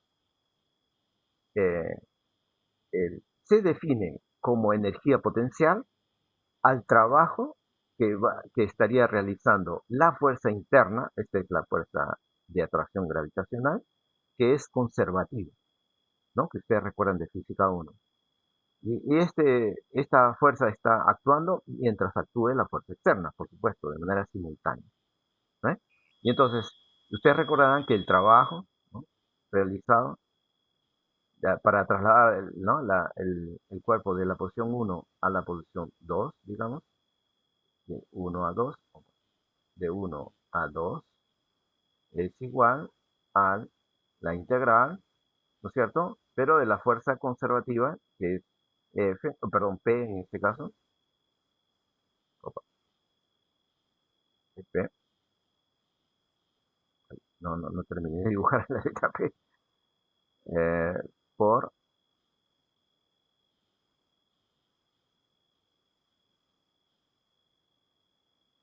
desplazamiento, ¿cierto? Y el resultado de este trabajo, de 1 a 2, claro, de 1 a 2, nos va a dar pues la expresión que ya conocemos de física 1, ¿no? ¿Ok? Nos da un valor ahí. De manera análoga aquí, para hallar la energía potencial de un dipolo, vamos a considerar primero un nivel de referencia, ¿no? Porque aquí el nivel de referencia es la superficie terrestre, ¿cierto? Respecto de la superficie terrestre, o sea, la posición 1, vamos a encontrar la energía potencial en 2, ¿sí? Como el resultado de un trabajo. Muy bien, aquí también. Entonces, vamos a calcular el trabajo que tendría que realizarse por el torque. Ya sabemos que cuando un dipolo se encuentra en una región del espacio donde hay un campo eléctrico, además uniforme, se va a manifestar un torque en general, ¿sí? El torque, este torque tau, es debido a este campo externo, ¿sí? Y que lo va a hacer girar al dipolo. ¿Cómo lo va a girar? Ya hemos analizado en las diapositivas anteriores. Entonces, por ejemplo, aquí, esta flecha en verde representa al momento dipolar, ¿sí? Y el vector E, aquí está representado horizontal hacia la derecha. Entonces, si esta fuera una posición intermedia cualquiera del dipolo, entonces el torque debido a este campo eléctrico, que estoy denotándolo como tau, lo va a hacer girar, o va a tender a girar al dipolo. ¿En qué sentido? En el sentido horario, ¿sí? Según esta flechita que estoy denotando acá. Bueno, esto ya lo hemos analizado en las transparencias anteriores, ¿cierto? Muy bien. Pero lo que estoy afirmando es que, por analogía con este caso gravitacional, en el caso gravitacional, repito, nosotros consideramos un nivel de referencia, que es la propia superficie terrestre, que aquí es denotado como 1. Y lo vamos a levantar al bloque hasta un nivel 2, ¿no? Una cierta altura. ¿Correcto? Aquí, análogamente, ¿cuál sería nuestra posición de referencia o el nivel de referencia? Nuestra posición de referencia es cuando el dipolo tiene un momento dipolar P que está a favor del campo eléctrico. Vale decir, nuestra posición de referencia es aquella donde el dipolo está en equilibrio estable. ¿Se acuerdan? Por la diapositiva anterior ya analizamos el equilibrio estable. Es cuando P es paralelo, o sea, está a favor del vector X. ¿Qué es esta posición? ¿No? De aquí. Esta es mi posición de referencia. Entonces, respecto de esta posición de referencia, vamos a encontrar la expresión de su energía potencial cuando el dipolo se ha desviado de esta posición de referencia. Y la desviación es girando, ¿no? O sea, en cuanto a la orientación, la desviación es por giro. Entonces vamos a desviar, es como decir acá, en el caso gravitacional, levantar el bloque. Aquí vamos a girar el dipolo. ¿En qué sentido lo vamos a girar? En el sentido antihorario. Antihorario. Y ese sentido, acá, miren, estoy usando esta flechita acá, indica el sentido de giro antihorario. ¿Correcto? Y a medida que gira el dipolo en el sentido antihorario, ¿qué efecto va a producir el campo eléctrico? A ver, jóvenes, si alguien me responde. Aló, aló. Va a tratar de que vuelva a su estado original, ¿no? Ah, muy bien, muy bien. O sea, el campo eléctrico se va a oponer a este giro antihorario, ¿cierto? Así como en el caso gravitacional, cuando la fuerza externa actúa para levantar el bloque, instantáneamente o simultáneamente actúa el peso en contra, impidiendo que el bloque suba. ¿Estamos de acuerdo? La misma situación, solo que aquí en términos de giro, de rotación.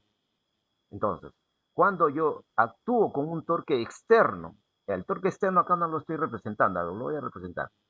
Un torque externo, tau, imaginen, tau, y acá escribo E, X, T.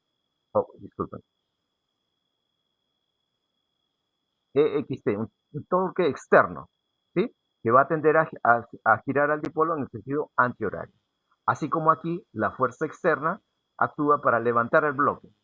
Pero apenas actúa la fuerza externa, inmediatamente actúa la fuerza interna, que aquí se llama peso, o aquí se llama torque, tau, debido al campo eléctrico, oponiéndose al giro. Aquí el peso oponiéndose a levantar el bloque. Exactamente similar la situación. ¿Ok? Entonces, ¿cómo se define acá energía potencial? Como el trabajo realizado por la fuerza conservativa, que es el peso, o sea, la fuerza interna. Aquí también de forma análoga, el trabajo para desviar al dipolo desde cero. Cero significa phi igual cero, o sea, cuando está en la posición de equilibrio estable. Esa es la posición de partida. Y hasta que gira a un ángulo phi, formando un ángulo phi, el dipolo, o el momento dipolar P, formando un ángulo phi con el campo, ¿sí? De cero a phi. Y entonces, en este giro, actúa el torque. Pero ¿cuál de los torques? Me interesa el torque conservativo, aquel que se opone. El que se opone es tau. Ese es el que se opone al torque externo, ¿no? Entonces, por eso es integral, ¿no? Para el trabajo, ¿no? ¿Se acuerdan ustedes de física 1? En física 1, acá diríamos pues fuerza por desplazamiento. Ahora acá diríamos torque por, pero desplazamiento angular. El torque es tau, ¿no? El interno, el que se opone. Y el desplazamiento angular, sin embargo, es en el sentido antihorario, o sea, en contra de tau. Y por eso el vector diferencial de phi, vector, ¿cómo estaría orientado? A ver, joven, si me responde. ¿Entrante o saliente? Saliente. Saliente. Y en cambio tau, Entrante. entrante. O sea, opuesto. ¿No es cierto? Opuesto. Así como acá. Por ejemplo, aquí cuando el bloque se levanta, el diferencial de L es este. Este acá de la integral es este acá. Diferencial de L. ¿Sí? En el sentido del movimiento del bloque, que está levantándose, subiendo. ¿Sí? Entonces aquí la fuerza peso, o llamada fuerza interna también, se está oponiendo al desplazamiento. ¿Cierto? Acá se ve claramente. Y aquí en términos de giro, el torque interno debido al campo eléctrico que he denotado como tau se está oponiendo al vector diferencial de phi, que es antihorario. ¿No? O sea, que tiende a girar en sentido contrario, es decir, saliente, y tau es entrante. ¿Sí? La misma situación. Por eso, cuando evaluemos el producto escalar, eso ya es por definición de trabajo, ¿no? Producto escalar, miren, entonces sería producto de módulos por coseno del ángulo entre ellos. ¿Qué ángulo? ¿Qué ángulo formarían tau y diferencial de phi? ¿Aló? ¿Aló, aló?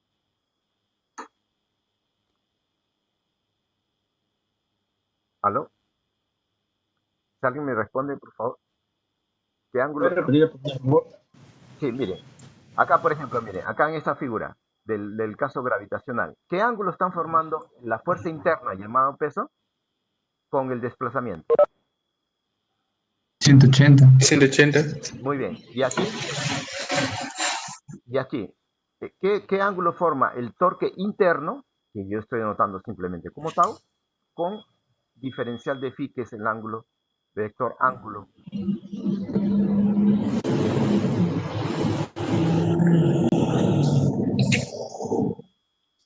¿Aló? ¿Qué ángulo?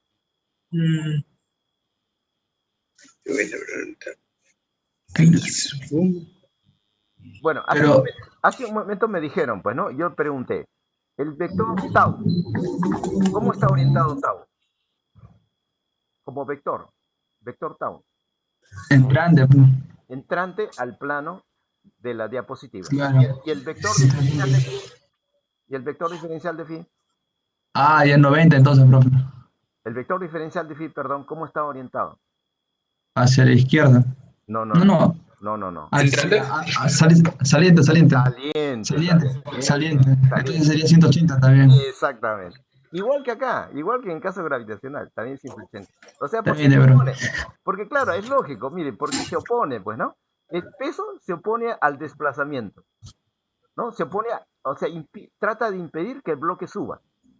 Aquí también. El torque interno, o sea, tau, debido al campo eléctrico, se está oponiendo a que el dipolo gire en el sentido antihorario. Por eso es que el ángulo entre estos dos vectores, uno es entrante y el otro saliente, el ángulo es 180. Por eso que el coseno de 180, ¿cuánto es? Menos 1. De ahí aparece este menos. Y los límites de la integral, eso depende de dónde comienza. Comienza, hemos dicho, desde la posición phi igual 0, cuando el dipolo está en equilibrio estable, hasta la posición phi cualquiera en adelante. Entonces, evaluando ahora esta integral, recuerden que tau era el producto vectorial de, ¿se acuerdan, no? Tau es, a ver, lo voy a escribir acá, tau vector es igual a, por favor, si alguien desactiva su micrófono que está interfiriendo, es P, producto vectorial, por E, ¿no es cierto? Ya, ese es tau. Pero aquí estoy refiriéndome al módulo de tau. Entonces tomo módulo aquí. ¿Cuánto es el módulo de tau? El módulo de tau será igual a P módulo por E módulo por seno del ángulo entre ellos. ¿Cuál sería el ángulo entre ellos? Aquí estoy anotándolo como phi.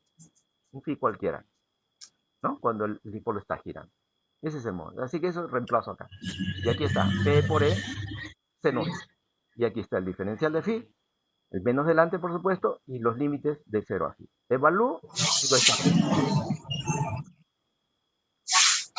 A ver, ¿alguien tiene su micrófono? A ver, voy a apagarlo, ojalá que me obedezcan. Bueno, entonces, decía, ese es el resultado del cálculo del trabajo. Bueno, eso por un lado. Por otro lado, como el torque, el campo eléctrico es un campo conservativo, el torque, que es consecuencia de este campo, también va a ser conservativo. Por eso que ese trabajo finalmente se puede expresar como un cambio de la energía potencial. De ahí surge ¿no? el concepto, la definición de energía potencial, por el hecho de ser el torque o el campo conservativo, ¿cierto? Y con un signo menos delante, eso es por la definición. Entonces, la energía potencial al final, cuando el ángulo es phi, respecto del inicio, cuando el ángulo es 0. ¿no? Entonces, ahora los primeros miembros, comparo, son de la misma magnitud de trabajo, y los segundos miembros tendrán entonces que ser iguales. Igual a los segundos miembros, por supuesto, elimino el signo menos que está adelante, y queda ahí. Y ahora, ya saben ustedes que matemáticamente se puede entonces identificar términos. Aquí a la izquierda tenemos la energía potencial. Estoy usando la letra U, por si acaso, el símbolo que yo uso para denotar energía potencial, que depende de phi. Y acá a la derecha hay un término, este paréntesis, que también depende de phi. En cambio, aquí hay otro término de energía potencial que está asociado a phi igual 0, ¿no? En consecuencia, esperamos que sea una constante. Y aquí a la derecha hay precisamente esa constante, ¿no? Que no depende de phi. Entonces podemos identificar término con término. Al hacer la identificación, entonces quedaría que la energía potencial, cuando el dipolo está en la posición de equilibrio estable, resulta igual a menos P por E. Y cuando está el dipolo orientado de tal forma que el ángulo es phi, entre el momento dipolar y el vector E, la energía potencial resulta igual a menos P por E coseno phi. Pero podemos escribir más compacta, de forma más compacta esta expresión matemática, recordando producto escalar. El producto escalar de P por E vector es justamente P por E módulos coseno phi. Así que por eso ahora escribo menos producto escalar. ¿Ok? Y entonces esta sería la expresión general para la energía potencial de un dipolo cuando él está orientado, o sea, está inclinado, perdón, respecto de la posición horizontal, aquella que es paralela al campo. ¿Sí? Esa sería la respuesta, digamos, ¿no? Ahora, para analizar esta función energía potencial en términos de phi, podemos hacer una gráfica inclusive. A ver, voy a borrar mis anotaciones. Y entonces, aquí está la gráfica, ¿no? Como está dentro de coseno, entonces bastaría hacer la gráfica de coseno, porque P por E es una constante, pues, ¿no? Aunque hay un signo menos delante. Así que aquí tengo en esta línea azul, ¿no? La gráfica entre 0 y 2π, ¿no? Para el ángulo phi en el eje horizontal. En el eje vertical es U, la energía potencial. Entonces, cuando phi es 0, aquí queda menos P por E. Ese es el valor de la energía potencial de referencia. O sea, en el nivel de referencia, diríamos, ¿no? En términos de, por comparación, perdón, por analogía con el caso de la electricidad. Y a medida que el ángulo phi aumenta, es decir, el dipolo se va aumentando, miren, el dipolo lo voy desviándose, inclinando, ¿sí? En el sentido antihorario, entonces phi aumenta. Claro, probablemente aquí sería pues conveniente elegir un eje de coordenadas, un eje polar sería, ¿no? Para definir el ángulo phi, ¿cierto? Ustedes comprenderán. Por ejemplo, acá voy a representar a un eje polar. El eje polar, aquí está, voy a anotar, eje polar.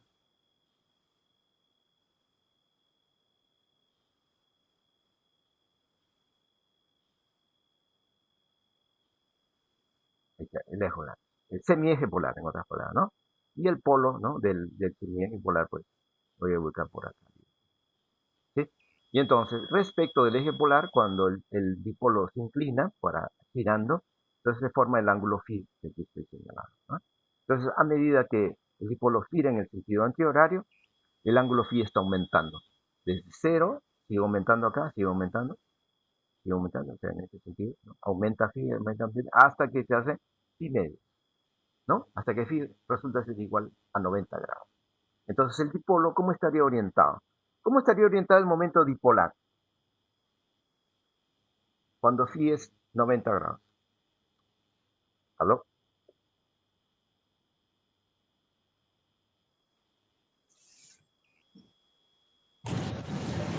Perpendicular al campo. Allá. Perpendicular al campo. Sí, pero el sentido, recuerden que el momento dipolar es un vector. O sea, tiene una punta de flecha, aquí en la flecha en verde. Para arriba. Exacto. O sea, estaría orientado para arriba. Miren, en 0, voy a usar esta gráfica para denotar acá el vector momento dipolar. Acá, es en P, ¿no? Aquí está. Partimos de esta orientación, ¿cierto? Partimos de acá. Y entonces el dipolo gira, se inclina, ¿no? Gira, hasta que el ángulo phi es 90. Pero eso significa que el momento dipolar P ahora está apuntando para arriba. Entonces voy a dejarlo así. Es P. Y el dipolo tiene la opción de seguir girando, ¿no? Eso depende pues del agente externo, ¿no?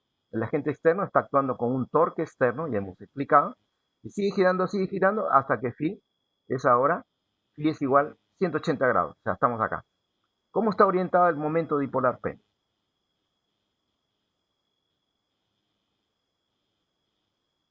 ¿Aló? Horizontal izquierda. Hacia la izquierda. Entonces voy a dibujar esta flechita en verde. ¿Sí? Ese es el P, momento dipolar. El B en verde es P, un vector. ¿Sí? Bien. Y sigue girando el momento dipolar, perdón, el dipolo, es decir, el momento dipolar, y llega a 3 primeras de 270, ¿no? 270. Ahora el momento dipolar P está orientado perpendicular otra vez, pero apuntando para abajo. ¿Cierto? Y si sigue girando aún más, ya da una vuelta completa. O sea, vuelve a su posición original, querría decir, ¿no? Entonces el momento dipolar P otra vez resulta hacia la derecha. Esas serían las posibilidades, ¿no? ¿De acuerdo, jóvenes? Entonces, en la medida de que el ángulo phi varía, es decir, el dipolo se va inclinando más y más y más respecto de la posición original, la energía potencial, miren cómo varía. O sea, la curva acá en azul varía desde menos P por E, que corresponde a la posición de equilibrio estable, cuando está perpendicular el dipolo, tal que su momento dipolar apunta para arriba en este caso, la energía potencial ahora es cero. Miren, no tiene energía potencial cuando el momento dipolar es perpendicular a las líneas del campo eléctrico. Sigue girando el dipolo y ahora su energía potencial para pi, para 180, miren, su energía potencial es máxima, porque este es un pico, ¿no? Un pico, o sea, valor máximo. ¿Igual a cuánto? A más P por E. Sigue girando el dipolo, ahora su energía potencial disminuye según esta curva. ¿Hasta cuánto? Hasta cero, cuando el ángulo es 3 pi medios, o sea, 270. Igual que cuando era pi medios. Entonces, en pi medios y en 3 pi medios, la energía potencial es cero, nula. Pero sigue girando hasta que llega a 2pi, o sea, da la vuelta completa, vuelve a la posición original, y entonces ahí su energía potencial vuelve a ser, ¿qué? Mínima. Porque este es mínimo, ¿no es cierto? Jóvenes, ¿se acuerdan? De matemática, de geometría analítica, se llama mínimo. Y acá esto es máximo. ¿Cierto? Bueno, entonces, esa sería la variación de la energía potencial en cuanto a la posición o en cuanto a la orientación del dipolo. ¿Alguna pregunta, jóvenes? Si tuvieran, por favor. ¿Alguna pregunta? Entonces continuamos, ¿no? Si no hay preguntas, continuamos. Bien, ahora voy a pasar a otro tema, jóvenes, que se llama flujo eléctrico. El flujo eléctrico, en general, la palabra flujo está asociada a un campo vectorial, cualquier campo vectorial. En particular, se llama eléctrico el flujo porque el campo vectorial es eléctrico, justamente la intensidad de campo eléctrico que denotamos como E mayúscula. Pero el flujo también está asociado a una superficie que es imaginaria, ¿no? Desde el punto de vista geométrico es una entidad abstracta. Solamente está en nuestra mente una superficie, una línea, un punto. ¿Cierto? Son entidades abstractas, solamente están en nuestra mente. No se pueden ver, no se pueden tocar, ¿cierto? Pero sí las podemos representar gráficamente. Eso sí, pero eso no significa que la podamos ver, tocar, ¿cierto? Es solamente una representación. Entonces, la palabra flujo, repito, es una magnitud que por definición es escalar y que se asocia a un campo vectorial. En nuestro caso, nuestro campo vectorial será el eléctrico, o sea, E, ¿no? E vector. Recuerden que, por ejemplo, aquí en esta figura de la derecha, estoy imaginando una región espacial del espacio donde hay que un campo eléctrico. ¿Cómo es ese campo eléctrico? ¿De qué tipo? ¿Será uniforme o no uniforme? A ver, jóvenes, ¿alguien me puede responder a esta pregunta? No uniforme. No uniforme. ¿Por qué es no uniforme? Porque sus líneas no son paralelas. Exactamente. Ojo, no, hay que decir algo más, ¿no? La característica o una manera de representar un campo uniforme, efectivamente, es con líneas de fuerza paralelas, rectas, perdón, y paralelas, pero además hay que decir que deben ser equidistantes 2 a 2, de manera consecutiva. ¿Sí? ¿Estamos? Porque, ojo, podría ocurrir este caso, jóvenes. Miren, a propósito les hago esta pregunta. Voy a representar algunas líneas de fuerza y la pregunta es si es que esas líneas representan o no a un campo eléctrico uniforme. Ojo, aquí estoy usando la herramienta de lápiz, ¿no? Del software, pero imaginen pues que son rectas, que son líneas rectas y paralelas. Pero presten atención cómo estoy dibujando las líneas, aparte de ser rectas y paralelas.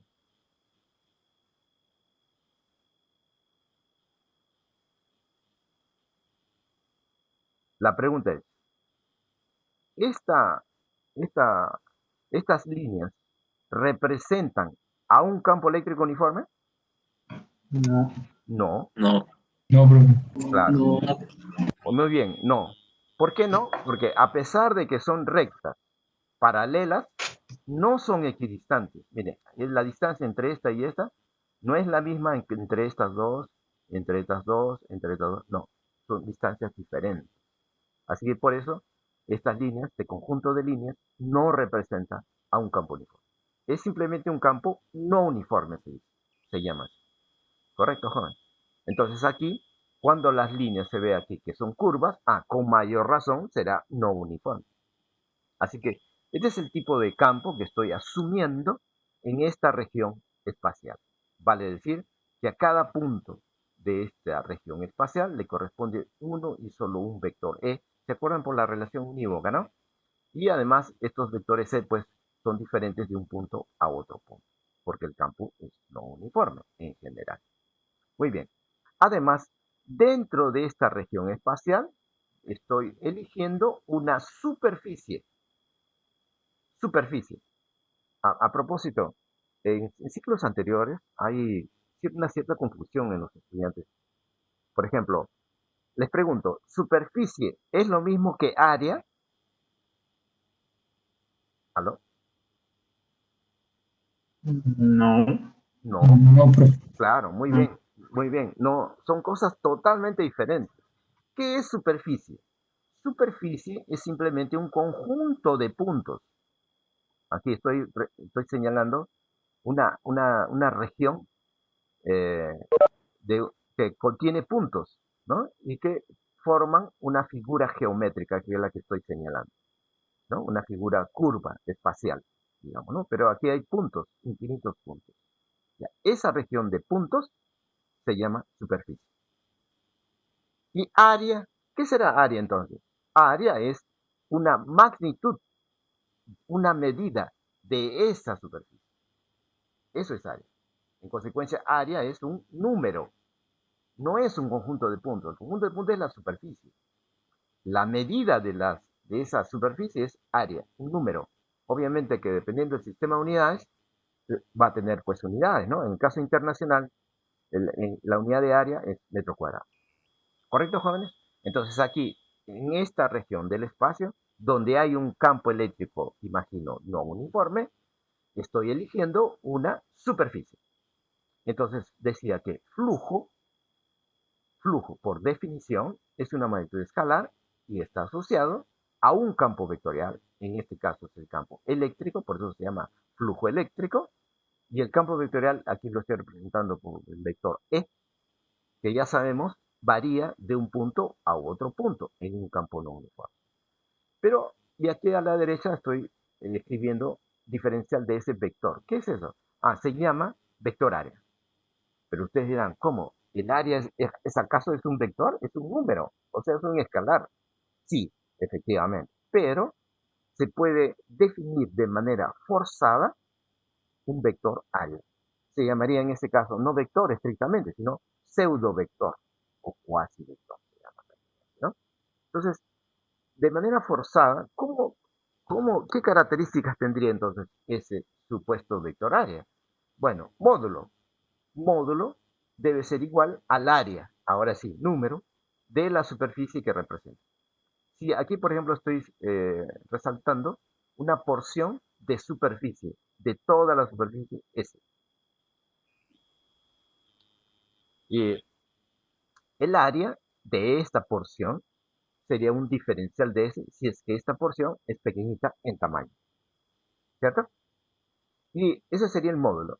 Y la dirección por definición de vector área es perpendicular a la superficie que representa. Por eso, esta flechita en azul o celeste está representando al vector área, que aquí lo estoy anotando a la derecha. Diferencial de S y flechita arriba. ¿Sí? Entonces, pues eso es por definición, ojo, aquí es perpendicular a la superficie. Sentido, el sentido del vector área se define como un sentido saliente. La palabra saliente, bueno, se identifica fácilmente cuando la superficie S es cerrada. Por ejemplo, aquí voy a representar a una superficie cerrada. Bueno, imaginen que esta es una superficie cerrada y entonces el sentido saliente sería pues para acá, ¿no? Afuera. Por aquí, por este punto, sería para acá. Para este punto de por acá, ese sería el sentido saliente. ¿Sí? Claro, cuando la superficie es abierta, como acá parece ser en la figura, entonces el sentido saliente ahí sí puede ser un poco ambiguo, ¿no? Puede ser para acá, para la derecha o un tanto para la izquierda, ¿no? ¿De acuerdo? Sí, yo reconozco que puede haber esa ambigüedad, pero en los problemas o en las situaciones que vamos a estudiar en nuestro curso, esa ambigüedad va a desaparecer porque generalmente nos vamos a referir a una superficie cerrada, como aquí abajo. Y entonces el sentido saliente será fácil de reconocer, sin ambigüedad. ¿Correcto? Entonces, esa sería la definición de vector área. Entonces, flujo numéricamente, de acuerdo a la definición, será igual al producto escalar del vector E por diferencial de F. Ahora, pero aquí hay un detalle en la definición. La superficie, que aquí he resaltado, ¿no? Esta superficie había dicho que es pequeña. ¿Por qué debe ser pequeña? A ver, jóvenes. En todo caso, le pregunto lo siguiente. Como cualquier superficie, sea pequeña, sea grande, está constituida por ¿cuántos puntos? ¿Aló, aló? Infinitos. Infinitos puntos. A pesar que es pequeña en tamaño, ¿cierto? Infinitos Ah, puntos. Ahora, por otro lado, hemos dicho que como hay un campo vectorial aquí, que es el campo eléctrico, a cada punto le corresponde un vector, E. Por ejemplo, para este punto acá, un vector E, tangente a la línea, ya sabemos, ¿no? Para este otro punto por acá, tangente a la línea. Para este punto por aquí, tangente a... Ah, perdón, acá está la línea. Disculpe. Acá ya está trazado el vector. ¿Sí? Acá ya está el vector E. Pero para un punto vecino, por acá, cercano. A ver, ¿cómo sería? Ahí, ligeramente diferente que el anterior, ¿no es cierto? Porque es otro punto, pues, ¿no? A ver, por aquí, acá en el vértice, otro tal vez un poquito por acá. Ligeramente diferente. ¿Por qué digo ligeramente diferente? Porque todos estos puntos que son infinitos, que están contenidos en esta superficie que es pequeña en tamaño, al estar los puntos muy próximos entre sí, las líneas de fuerzas que van a atravesar esa superficie seguramente son diferentes, pero casi iguales, porque el tamaño de la superficie es pequeño. Pero si la superficie fuera cada vez más grande en tamaño, ahí ya se va a notar la diferencia, ¿no? Entre una línea de fuerza y la otra, o sea, entre un vector E y otro vector E, ¿cierto? Entonces, la condición para que el flujo phi sea definido de una manera razonable es que la condición debe ser que este, este, este vector área debe ser infinitesimal, representando a una superficie también infinitesimal en tamaño, para que en cada punto de esa superficie pequeñita los vectores E, que estrictamente van a ser diferentes, van a ser aproximadamente iguales. Y por eso entonces, este E que estoy escribiendo aquí es el E, ¿en qué punto? A ver, jóvenes, si alguien me responde, ¿en qué punto será este E de la definición? ¿Aló, aló? eh, un punto cualquiera. Bueno, que está ahí en la imagen. Exacto, en cualquier punto de la superficie, ¿no? De este vector área, pero con la condición de que esta superficie en tamaño debe ser como. ¿Homogénea? No, en tamaño, en tamaño. Infinitesimal. Claro, Pequeñísima, pues. pequeñísima, porque si fuera grande, repito, miren, si fuera grande, voy a agrandar o mejor dicho, a ver, ¿qué pasa si yo elijo voy a delinear esta superficie más grande? A ver, si es más grande, ahora los vectores E, si yo los quisiera representar en este punto, voy a tener un vector E, ¿cierto? En este otro punto por acá, va a ser notablemente diferente que el anterior. En este otro punto, diferente, ¿sí? Se va a notar una gran diferencia entre un vector E y otro, porque estos puntos están relativamente lejos, digamos, ¿no? Entre comillas, lejos. Y como están notablemente separados, entonces sus vectores E notablemente van a ser diferentes. Pero ¿qué tal si achico? O sea, disminuyo el tamaño de la superficie, como originalmente estaba yo señalando acá en la figura. Entonces, al estar próximos los puntos de esta superficie pequeña, los vectores E correspondientes estrictamente son diferentes, sí es cierto, pero aproximadamente serán iguales. ¿Correcto? Entonces, el vector E que acá yo estoy escribiendo, entonces se refiere a qué punto? A cualquier punto de la superficie, siempre que la superficie sea suficientemente pequeña, o sea, infinitesimal. Por eso es que el flujo debe estar definido para una superficie infinitesimal. No puede haber definición de flujo para una superficie grande. No, no podría. Porque si no, ahí el vector E que va a aparecer aquí va a ser pues diferente de un punto a otro, ¿no? ¿Cierto? Bueno, entonces eso es en cuanto a la definición. Ahora, en cuanto a la unidad de medida, de acuerdo al análisis dimensional, pues, ¿no? En el sistema internacional, E se expresa en newton sobre coulomb. Eso ya lo sabemos de clase pasada. Y el área se expresa en metros cuadrados. Es la unidad newton metro cuadrado sobre coulomb. Ahora, algunas propiedades, justamente lo que estaba yo mencionando antes. ¿Qué pasa si la superficie S, esta, la grande, S, se dividiera en partes, pero un número de partes finito? Por ejemplo, acá está. Supongamos que sea esta la superficie S, y lo voy a dividir en un número de partes finito. Entonces, para eso, ustedes ya saben que en principio hay infinitas maneras de dividir una superficie. Pero aquí, como el número de partes es finito, entonces, vamos a suponer, aquí voy a dividir de una cierta manera para tener partes, cierto número de partes, ¿no? Pero finito. Entonces acá tengo una parte, acá tengo otra parte, otra parte, otra parte, otra parte. Un número finito, digamos 4, 6, 8, 10, 20, algo así, ¿no? Aquí lo estoy anotando por n. Entonces, ¿qué nos dice la propiedad? Que el flujo a través de toda la superficie S será igual a la suma de los flujos a través de cada una de las partes en que se dividió la superficie S. ¿Sí? Esa sería la interpretación de esta propiedad. ¿De acuerdo?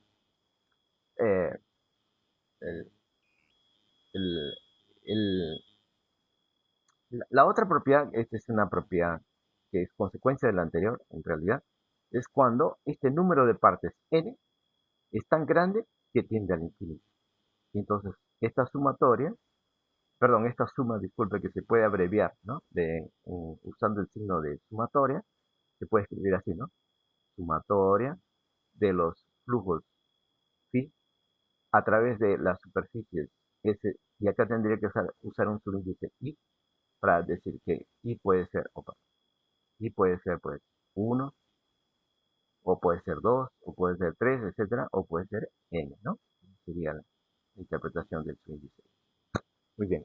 En el límite, cuando n es grande, o sea, cuando el número de partes que se divide la superficie es infinito, el límite de esa sumatoria, ¿a qué es igual? A eso por matemática se transforma en una integral. Y en lugar de escribir phi s sub i, eso sería un flujo phi pequeñito, porque el tamaño de la superficie sería pequeño, ya que el número de partes ahora es infinito. Y entonces, en lugar de escribir phi s i, ahora simplemente lo escribo como diferencial de phi. ¿Sí? El término o la letra D significa en matemáticas una cantidad pequeña. Entonces, por eso, ahora el flujo phi total se puede escribir como la integral de los flujos infinitesimales, es decir, la suma, ¿no? En el límite de los flujos infinitesimales. Y cada flujo infinitesimal, por la definición, que aquí está arriba, es el producto escalar del vector E. Ya sabemos en dónde. Estrictamente E debe ser en un punto. Bueno, ya hemos aclarado. ¿En qué punto? En cualquier punto de la superficie que debe ser infinitesimal en tamaño. Por eso acá aparece diferencial. ¿Sí? Muy bien. Esa es la otra forma, la otra propiedad, perdón, de esto. Y aquí hay otra, no propiedad, sino, yo lo he escrito acá como propiedad, pero en realidad estrictamente no es propiedad, es una convención, puede decirse, o un artificio. Estrictamente en física se diría un artificio. ¿Por qué? Porque miren, aquí estoy definiendo que esta magnitud que le estoy notando por eta es otra letra del alfabeto griego, y que se está definiendo como que, como el cociente, que es diferencial de n, bueno, es el número, cantidad, número de líneas de fuerza que están atravesando, como se ve aquí, pero con una superficie muy pequeñita, infinitesimal, de área diferencial de F. El cociente sería una especie de densidad, ¿no es cierto? Por analogía con densidad de carga, densidad de masa, ¿no? Sería densidad superficial, pero del número o la cantidad de líneas de fuerza. Esa sería la definición para eta. Ya. Ahora, esta otra relación es una relación que, como decía, no es una propiedad, es otra, tampoco es una definición estrictamente, lo que dije al comienzo, es un artificio, ¿no? Un artificio para considerar que E sub n es la componente, el módulo de la intensidad del campo eléctrico. Pero el índice, este es n, este no es eta. Esta letra acá es eta. A veces se escribe así en el alfabeto griego, la letra eta. Disculpe.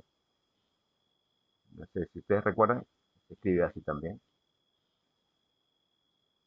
Acá es alargado, una cosa así. Pero esta otra letra es N minúscula. Ella es del alfabeto latino. De nuestro alfabeto, ¿no? N, que es diferente. N. Esta es la letra N minúscula y esta es eta, que se escribe diferente. ¿Ok? Bueno, ¿qué estoy queriendo decir con esto? Decía, este es un artificio para reconocer como la componente normal. Este es N de normal. Por ejemplo, aquí. Aquí tengo el vector E y el vector área, por aquí está, ¿no? Que por definición habíamos dicho que el vector área debe ser perpendicular a la superficie que representa. Esta superficie, en principio, es pequeña, ¿no es cierto? Pero ella pertenece a una superficie mayor, más grande, que es E. ¿Qué forma tiene la superficie? Jóvenes. Aló. Ya son más de las 5, ¿no? Me había olvidado del tiempo. A ver, jóvenes. Aló, ¿me escuchan? Sí, profe. Sí, profesor. Sí, me había olvidado del tiempo, ya son 5:04. Bueno, ya reloj. Bueno, entonces, jóvenes, miren, como nos va a llevar más tiempo, ¿no? En la explicación de flujo, yo quisiera entonces dejar este tema para la siguiente clase. ¿No? Y entonces terminar porque ya son más de las 5. Bueno, jóvenes, esta es la sección E, ¿no? E y F. Hemos acordado, ¿no? Eso me comunicó Daniel, ¿no? Aquí está Daniel Saldaña, el delegado. Me avisaron que para el día viernes, ¿no? Vamos a tener un seminario. Así es, se confirma, ¿no? Yo ya programé, como le escribí a Daniel, de 6 a 8. Ya está el enlace en el aula virtual, o si el enlace yo se lo pasé a Daniel también, ¿no? Pero por el aula virtual pueden simplemente hacer clic en donde dice horario de clases adicionales, en la parte superior, ahí está. ¿Ok? Entonces yo los espero el día viernes de 6 a 8. Por favor, sean puntuales. ¿Ok? Eso es lo que quería decir antes que nada. Bueno, gracias, jóvenes. Si no hubiera preguntas, entonces terminamos hasta el viernes. ¿Aló? Si hay preguntas, por favor.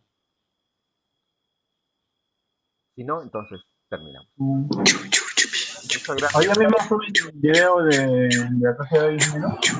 Sí, la clase... voy a terminar la grabación, disculpen.